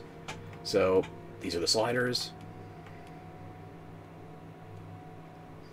Ended up going with a tiling of about 5 layers. I wanted it to look like sort of lace garments that were being wrapped around. And I could have gone for more... But I didn't want to be so reliant on the stripes that you were getting this confused with the tiger character, or the tiger-affected one. Like, after a point, this just seems like stripes, and there's barely any fur showing, so 5 was a good balance for me. And left arm tattoo is going to be the same sliders, just with a minor tweak, accommodating for, you know, different limbs. Then we move on to right leg. Only 1 tattoo on this leg. Yeah. And I did a harsh wraparound on this one. You can see from the sliders. This one, I cranked the horizontal scaling so that the banding of this sort of stripe of paint was just going to layer over itself. The opacity was going to be a minimal issue. And you can still see the streaks in there, but it looks kind of like knee socks. I had to give the furries something, okay? Do you have any idea how close I was to... Do you remember Tiberius's tattoo on his back? I was almost giving them to Chisa so she could have a vertical... a vertical... How... Can I phrase this politely? Aside from the bra, it would basically be 2 columns of feline nipples. That was a consideration. I didn't do it, though. I was tempted. I didn't do it. I could have, but I didn't. You owe me for that, by the way. And here's the left leg tattoo. So, in addition to the same sort of white streak pattern forming knee socks, Yeah, you can see the garter. You know what I was focusing on. I used one of those sort of banded bracer tattoos as a garter belt.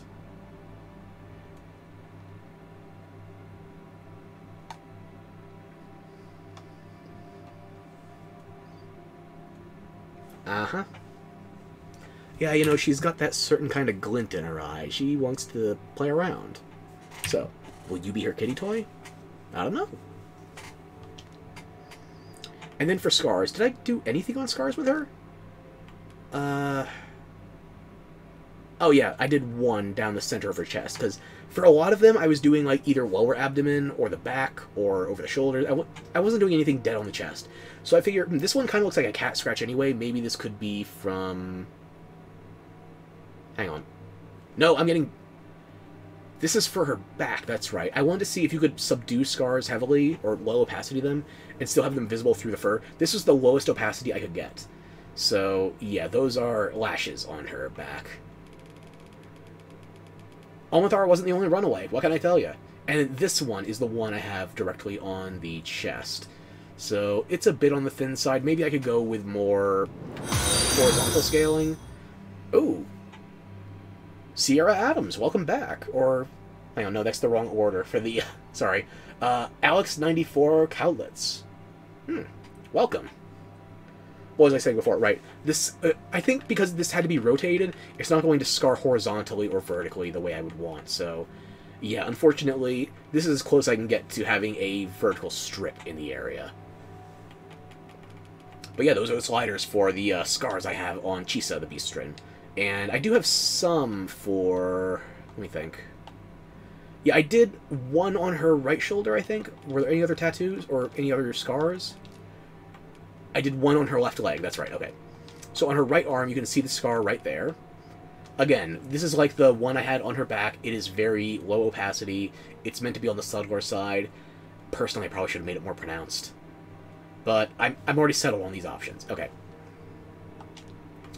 So we have the right arm scar there. No left arm, no right leg. Left leg. And this one was on her knee. It's only one knee, though, not two knees, perverts. She tripped and fell. She was being chased. Look at her back. Look how clawed up she is. And furthermore, look how clawed down she was. Maybe by Klaus. Or Joraka, if you will. Anyway, I did nothing on dirt with her either, so that's everything she's got. Do not proceed with the change. Let me back out, actually. Exit the creator, do not save changes, back, and then we go back in. Edit current appearance, and like I said, her name is Chisa. This is another Khajiit name I got from a...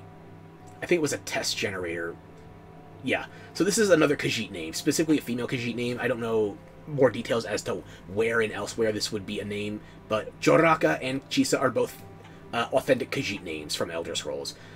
Tiberius, though, Tiberius the Pawn is just a Star Trek reference. No shame. Not even slightly. Before I show you my last pawn, I'm actually going to go back to Almathara, because I can't remember if I changed her chest scar properly. So, let me just make sure of that. Not tattoos, scars. There we go.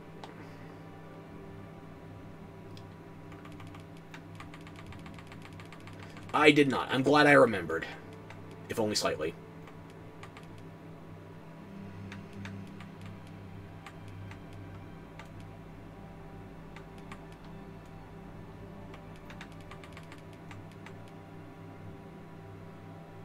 Let's see the positioning.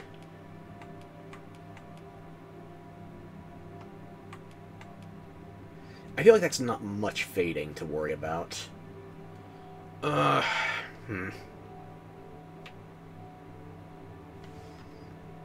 I like it there. So, update if future me ever wants to copy Almathara again. Make sure you come back to this section. Okay. Finalize, confirm, yes, okay. Now, when I go to my last one, I'm actually going to start with the hair because I need to make sure I also do the compare-contrast for what hairstyle Beastrin don't have that humans do. Although this guy's not really human. You can see I made a goblin. I also made a dwarf. Oh wait, let me just do the hair thing first before I forget. Okay.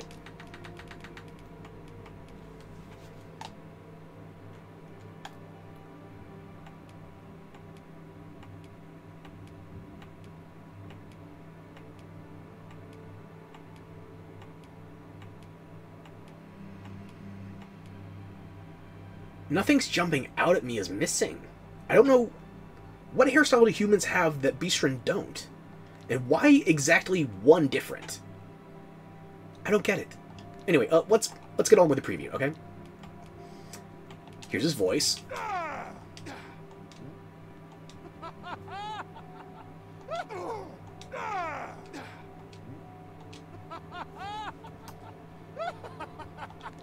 Okay. Now on to vocation. He's intended as a fighter. Like I said, 2 fighters for my main... 2 fighters for the Arisen, and 2 mages for the pawns. The 2 pawns that are mages are the ones I'm narrowed down to on my support choice. For my player character, the Arisen itself, I'm still not sure if I want to be a fighter or an archer going in. But I did make a second fighter.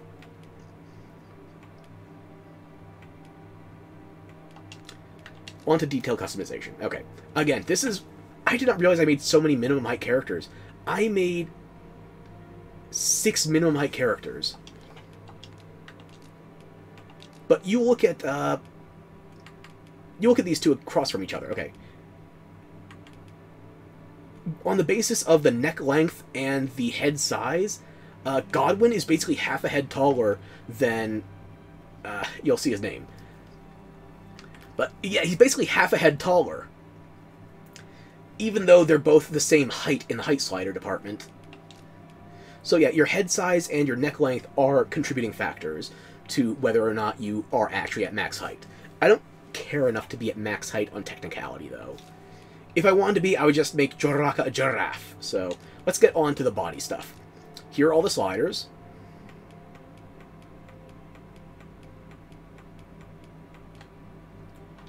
Here is the sliders for the head. Here it is for upper body. I wanted to make a dwarf. I wanted to make him built like a fucking tank. So like I said, I didn't do strongman for Joraka, but I did do it for this guy. And here's the lower body. Yes, I made his rear size 69. I had to. I had to do it on at least 2 characters, maybe 3. At least 2. At least 2 is also correct when compared to less than 3. Here he is for posture. Again, he's a fighter, he's big, he's brash, he's proud. Not big vertically, but big in heart. And DPS. And if I ever ran him as a warrior, big in weapons. Oh, I wish you could run a warrior and have weapons larger than your entire character. Just give me a Guts Dragon Slayer. Let's have some fun. On to more fine details with the head. Okay. For base head, I did... What is this? 35? Yeah, 35. On to the skin type, I did 30... Originally, this guy wasn't going to be black, by the way. I was thinking of doing a dark iron dwarf. Something with, like, a marble skin color. But the more I went with him, the more I thought, I like this look. It works. And also, I didn't want to just remake Varric from Dragon Age 2. So, yeah, I had to pick something else for my dwarf. I had to pick a lesser evil. I chose melanin! Onto the brow. You can barely see that eyebrow, by the way. I wanted to... This is one of the few cases where I actually matched the eyebrow color to the hair color, not going darker. Because if you go darker than this, you're gonna go brown. And I wanted to make it look like this is all natural hair color stuff. Onto the eyes. Yes, I gave him a lazy eye. Because that's the same side of his head where he has that scar, stitching his skull back together. If anybody needs helmets and still refuses to wear them, it's dwarves, okay? Motherfucking dwarves. Maybe that's because my main pawn is kind of elvish. I might have a thing against the Will people. But then why did I make 6 characters that were minimum height? Checkmate, atheists. Nose length. This is a double-decker of a schnoz. Look at these sliders. Any bigger and that's an elephant's trunk. Onto the ears. Let me actually move the... Yeah, okay. Just so you can see it a little better.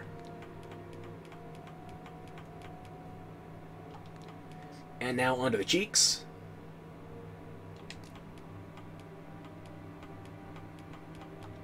Mouth.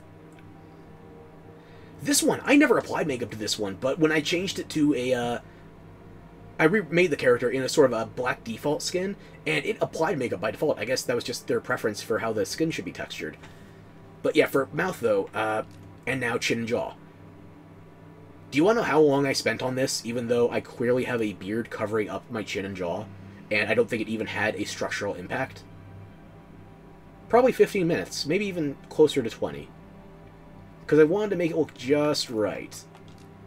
Even though I wasn't going to have it exposed. Like, this is the dude clean-shaven. I still kept it with a beard. I like this beard with this hair. This was very much almost what I went with for Joraka. In fact, this might be the same facial hair. No, it's close to the same facial hair, but the Beastren version doesn't have the mustache. That's it. Okay, yeah. Let's go to just base hairstyle. We already saw a lot of that. You can see the sliders here. Now we go to eyebrows. Yeah, this is the only guy that has the split brow with a scar. So, I guess before I should have said I have two guys with split brows. One of which has a scar, one of which doesn't. So, I guess only the goblin has a sense of style. For you, this is just dwarven necessity, if we will. Facial hair previewed. Body hair. This guy has it all. Type 2 is all of the body hair. I didn't max out the opacity on it, but you can still see he's a ginger from top to bottom. Anyway. On to eyes. The eyes I started out as matching perfectly, but by the end of it I realized if I just make the same eye and then once I you know, I'm gonna let the dark thoughts win. If I just make one eye and then I segregate them and then trash the second eye, it's going to look much more authentic. So that's exactly what I did. Poor choice of words, perhaps, but authentic. Anyway, yeah, those are the sliders for the two eyes. I just made the right eye, and then I hit the divide and split it to the left eye with the additional, the bigger pupil, the different colored sclera, the different level of squinting. Eyelashes, you can barely see this on here. I just made sure that if you did go in close enough, you could tell natively ginger. Eyeshadow. Nothing. Eyeliner. Nothing. Freckles. Nothing. Cheeks. Nothing. Lips. I don't know why this is turned on by default if you choose a black preset, but it is. I did not change these numbers. This is just what you get if you choose a black character by default. Which I guess is trying to emulate the skin tones on the lips more realistically? I don't know. Is it? Anyway, I figured the way when I was designing character, I figured I'm not doing any makeup. This one was just here. I stuck with it. And on the teeth. He still has all of them, but he's got a little bit of grime, so color scheme of 8. And now on to body tattoos. Okay. You saw this one. I made it so his man boob is spawning an arm that stabs goblins, but his heart is also stabbing the goblins. Just double skewering. It's a spit roast, if you will. Don't ask him if he likes Godwin. That might result in some either hostility or sexual tension. Yeah, so that's a question I don't plan on answering. There's the sliders. Just pausing on that.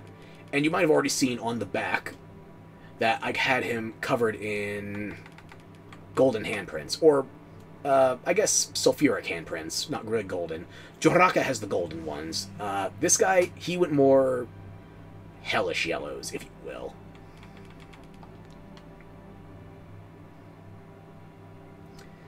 So yeah, just covering the last of that slider, and now on to right arm tattoos. I think I've only got one tattoo on this arm, 2 tattoos on the other. Yeah, okay. So I went with the snake patterns here, and wait, did I use the same? I used the same scarring scheme between Chisa and this guy. Oh, now I have to think. Do I? Am I okay with that? I think I am. Did I use the exact same scar, the exact same angle, everything? Really? I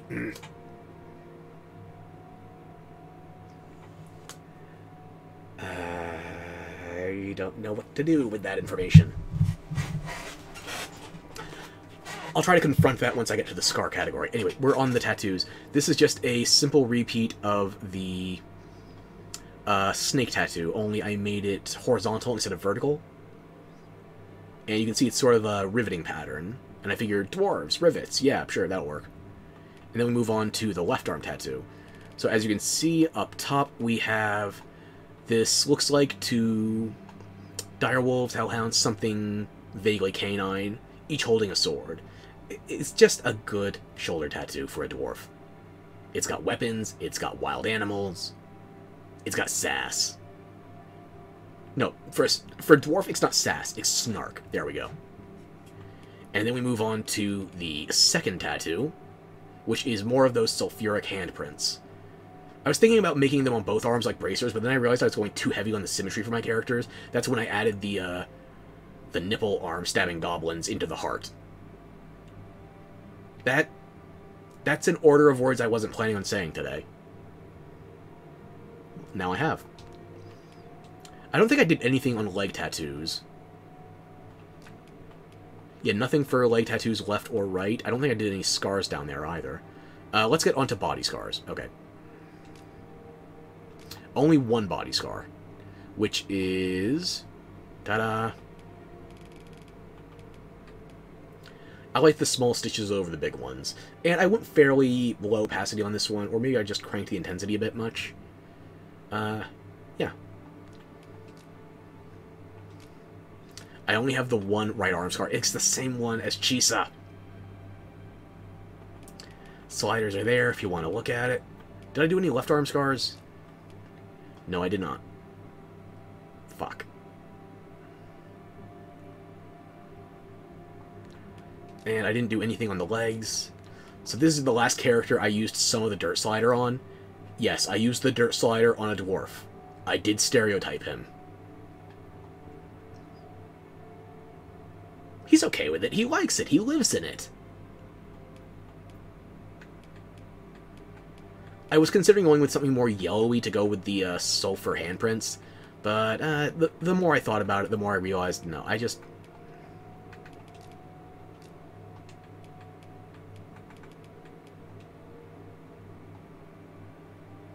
Yeah. So that is everything I have for him. I have to look at Chisa again now, because it's going to bother me if I have... Oh yeah, by the way, the name, before I forget.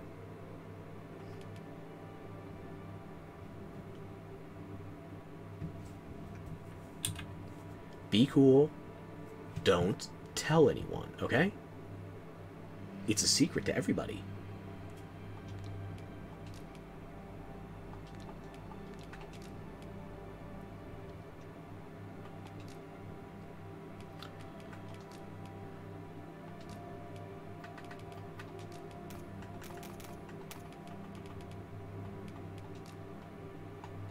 No, it's not the same.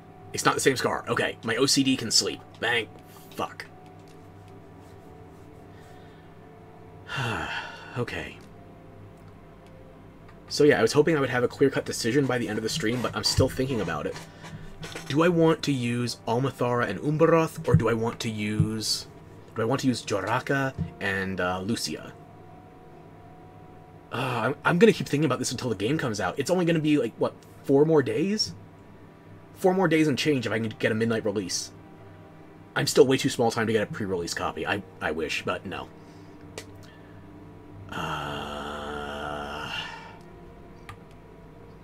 Do I want to go with the Amazon or the Jungle Cat?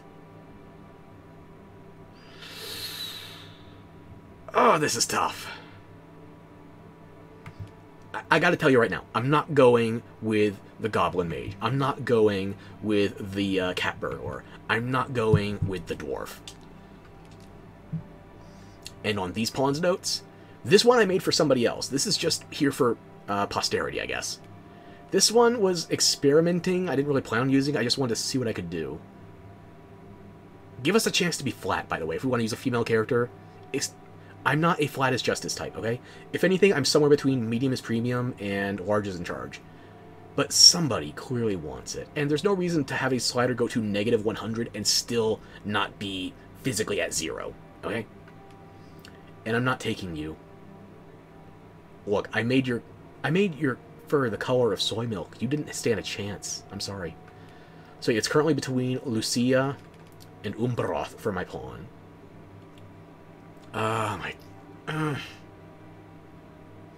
Who do I choose?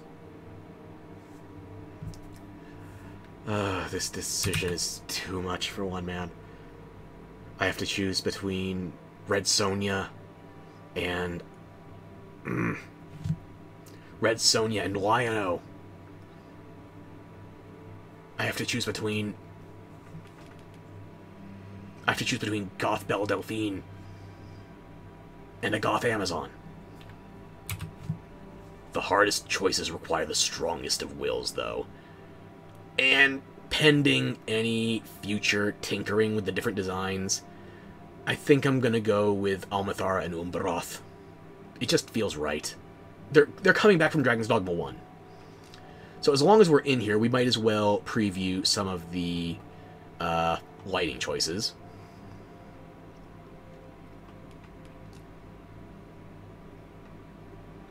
We got to see full walk-arounds of the body before, so just going to give everybody a quick spin around in the different lighting conditions, and we're probably going to call it there.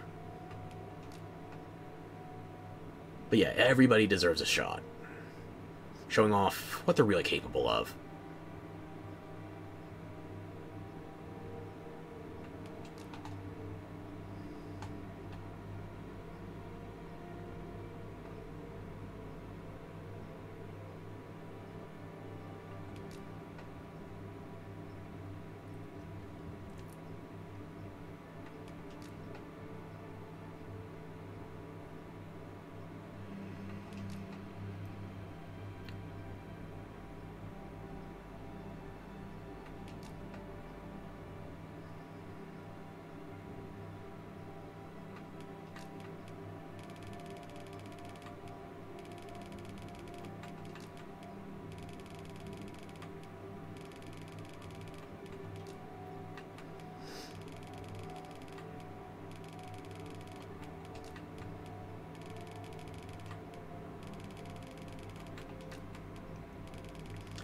Am I really gonna do this for all 10 characters?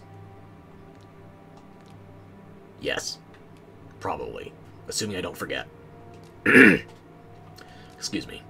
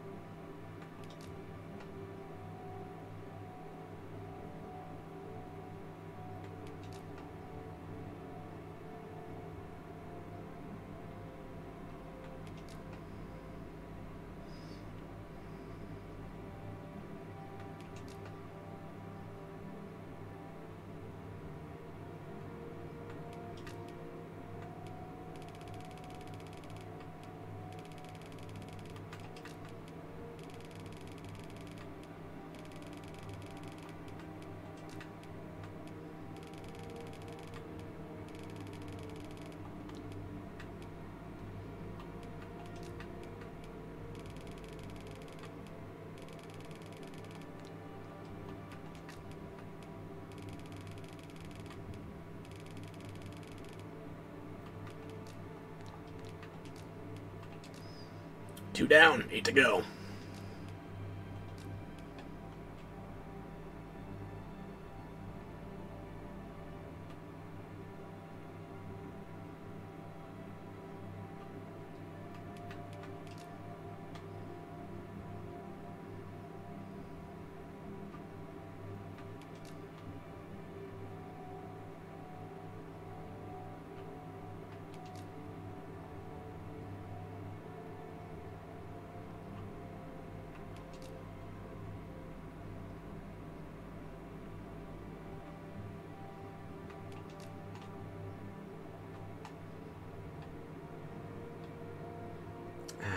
You were the experiment. I'm not getting attached.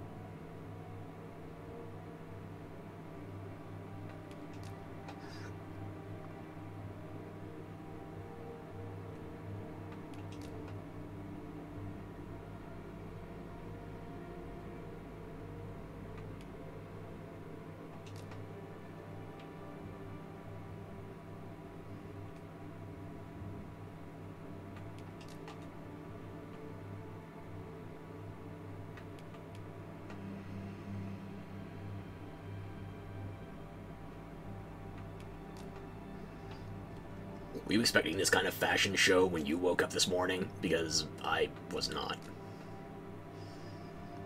But if there was anybody to belong on the catwalk, it might as well be a Beastrin.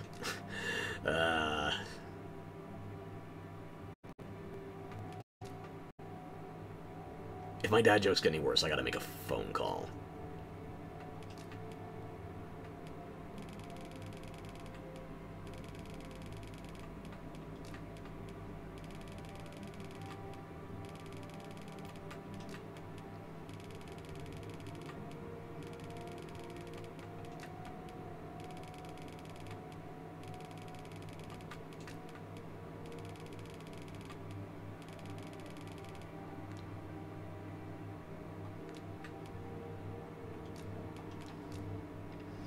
And now for the last pawn. I feel kind of guilty showcasing this one because it's not my creation. I just changed 3 things total. But, we're here.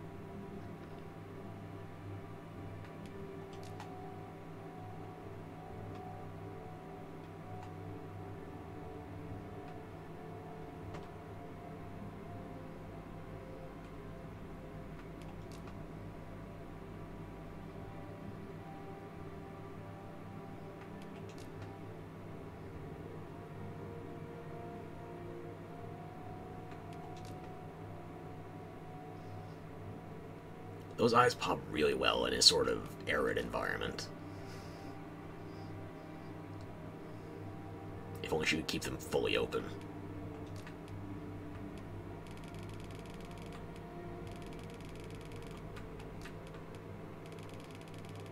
Also, one underappreciated feature of this is that you do still have the shadow impacting your individual hair strands, or I guess locks, versus your model ignoring itself in generating shadows, for lack of better phrasing.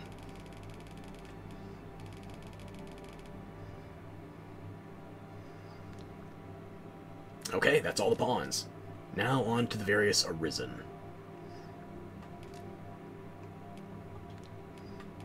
We'll start with the dwarf and work our way up. Only slightly punny. Are you technically taller, or... Chisa might technically be taller even with bad posture just because of her hair bun. Anyway.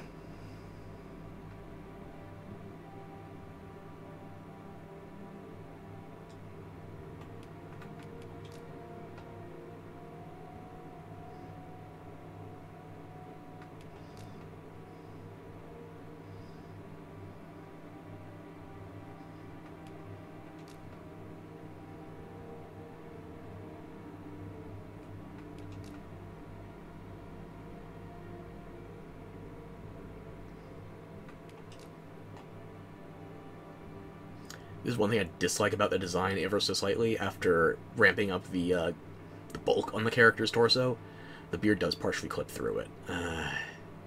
It's not enough that makes me want to change the design any harder, but it is something I notice, and I can't ignore. So, you're going to notice it with me, too, and you'll never be able to unnotice it.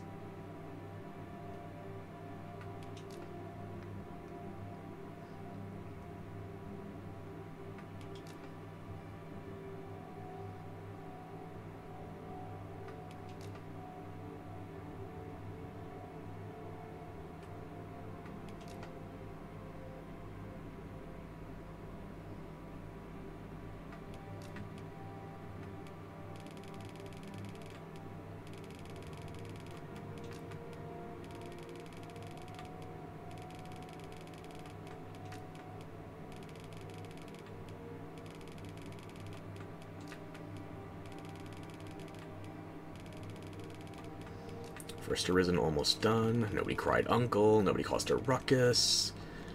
We should be good. Okay, only 4 remaining. On to the cat burglar, which a thief, a Chisa. I had to do it at least once. Let me have this.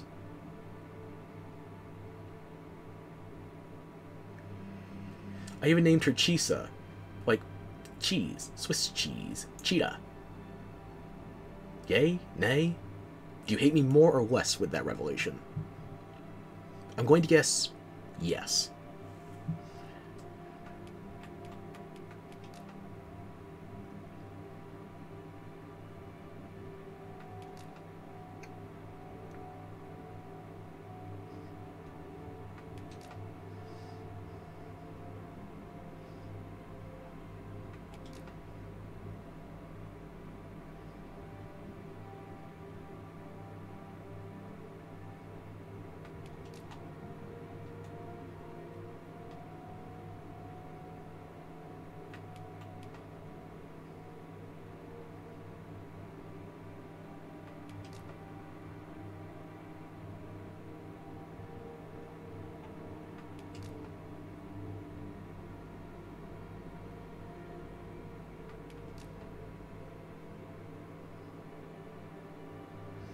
Those Lilith eyes are not getting a chance to glow with the hair choice and the current lighting setup, so good thing we can also do this. But the hair might also still be an obstacle. I hope I got it right. I think Lilith's right eye was green and her left was blue. Do I care enough about Diablo 4 to check? I think that's close, or correct-ish. I'm as correct as I care to be. Okay. And then there were 3. Do you really need to see the goblin in better lighting? I think you do.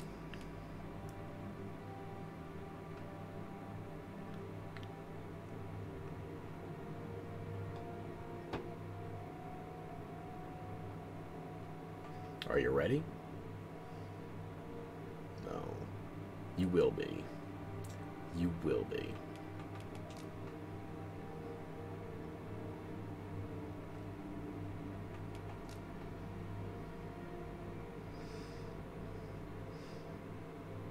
I don't know why I assumed this goblin swallowed an angle grinder, but, yeah. Yeah. Yeah. Maybe I'm just goblin phobic. I think that's a phobia I can live with.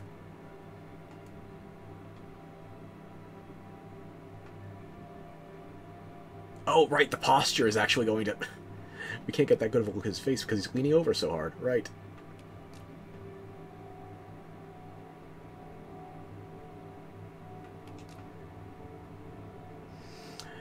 That was an unforeseen part of the posture, having to worry about whether or not your character is still leaning their face into the camera while you're zoomed in. Okay, when we spin around the light source itself, then we can get zoomed in nice and tight. Okay.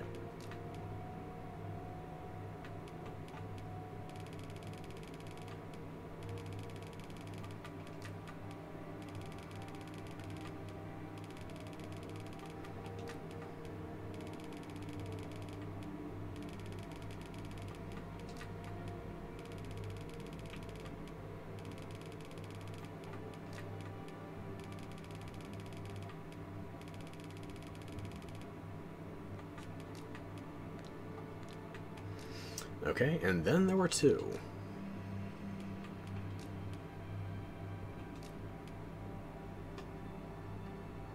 He's so fucking tall, he can't even fit on the entire screen. Maybe with more luck on the angles. I want to play him, but I want to play Almathara too. Hopefully, it's not been confirmed or denied or anything yet, but hopefully DD2 lets you have more than one save slot, so I could play more than one Arisen, please. I mean, they let us make 5, maybe more save slots, please. I hope, please. Look at what I can make for the furry community. Come on, who do I have to bribe? Just name your price. I'm open to negotiation.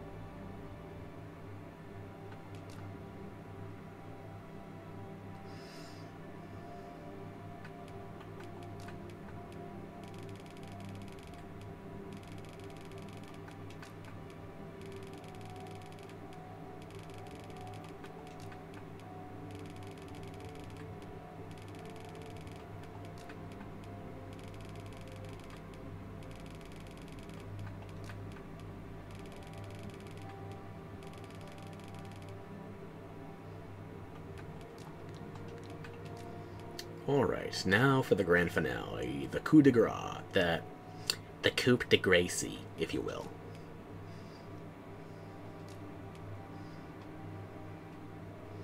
Yeah, Joraka is definitely bigger than her in some respect. I feel like I'm missing something. Maybe there is a hidden, gender-dependent height element, and I'm just not real. Okay. I got this far, let's just finish.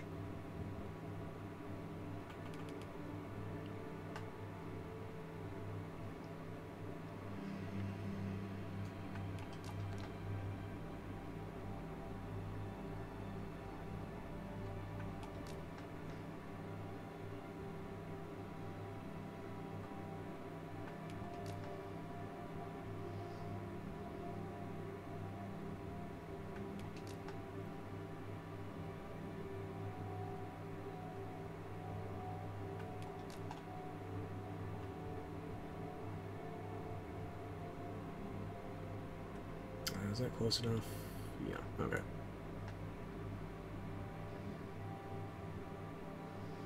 I'm not worried about losing your face, but your hair, possibly.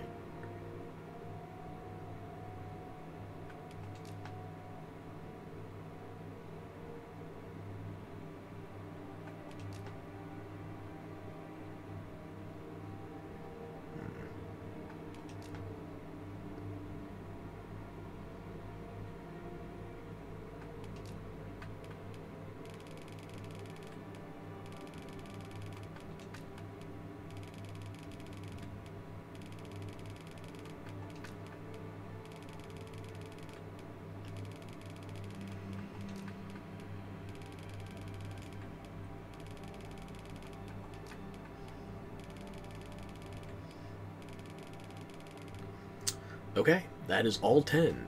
Shown from different angles, under different lighting conditions, rotating lighting conditions. That's all I got. That's everything I have made for Dragon's Dogma 2's character creator. And I will be fucked. How the fuck did this stream take nearly 4 goddamn hours? I didn't even make a new character here. I just made some maybe small tweaks, and otherwise was showing you and explaining my thought process. My thought process is too big. I didn't think I had that much brain. I'm clearly not using it properly. But you know when I will be using it properly? In about 4 days, give or take, once Dragon's Dogma 2 is out. Because I have made up my mind. I am going to be choosing Almathara and Umbaroth. I'm going to have the returning champions. And if the mood strikes me, I do another playthrough, or if we get more save slots, then I'll use Joraka and Lucia. As it stands, however, I think that's all I've got in me for today. Give it another...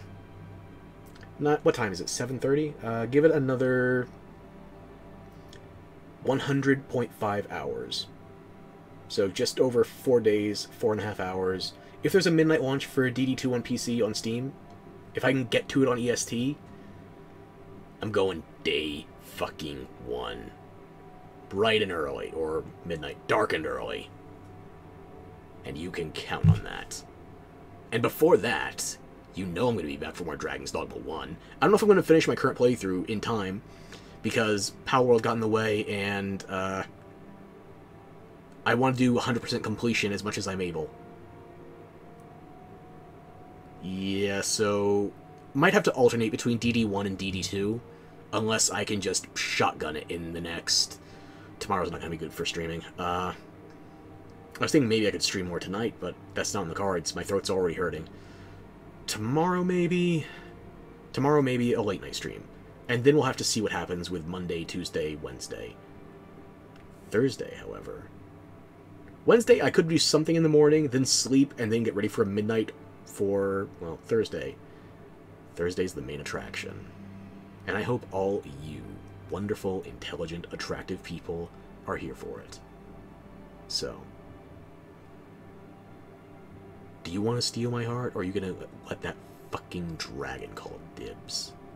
That no-good, downright dirty scaly. We've been building furries to add to the resistance.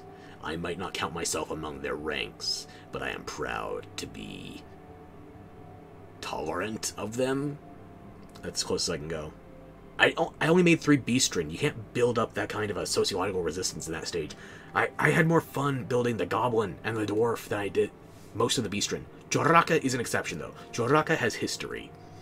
I spent a good few dozen hours with him in Skyrim, and I think I then tried to remake him in ESO. So I don't hate cats, obviously. I am living with a cat right now, and I am pleading with her desperately to stop having seizures. I may have sufficiently drugged her, though. That's not a problem. Maybe I should get myself a nip of that. But that'll have to wait till... Actually, it doesn't have to wait at all. Stream's over. Later.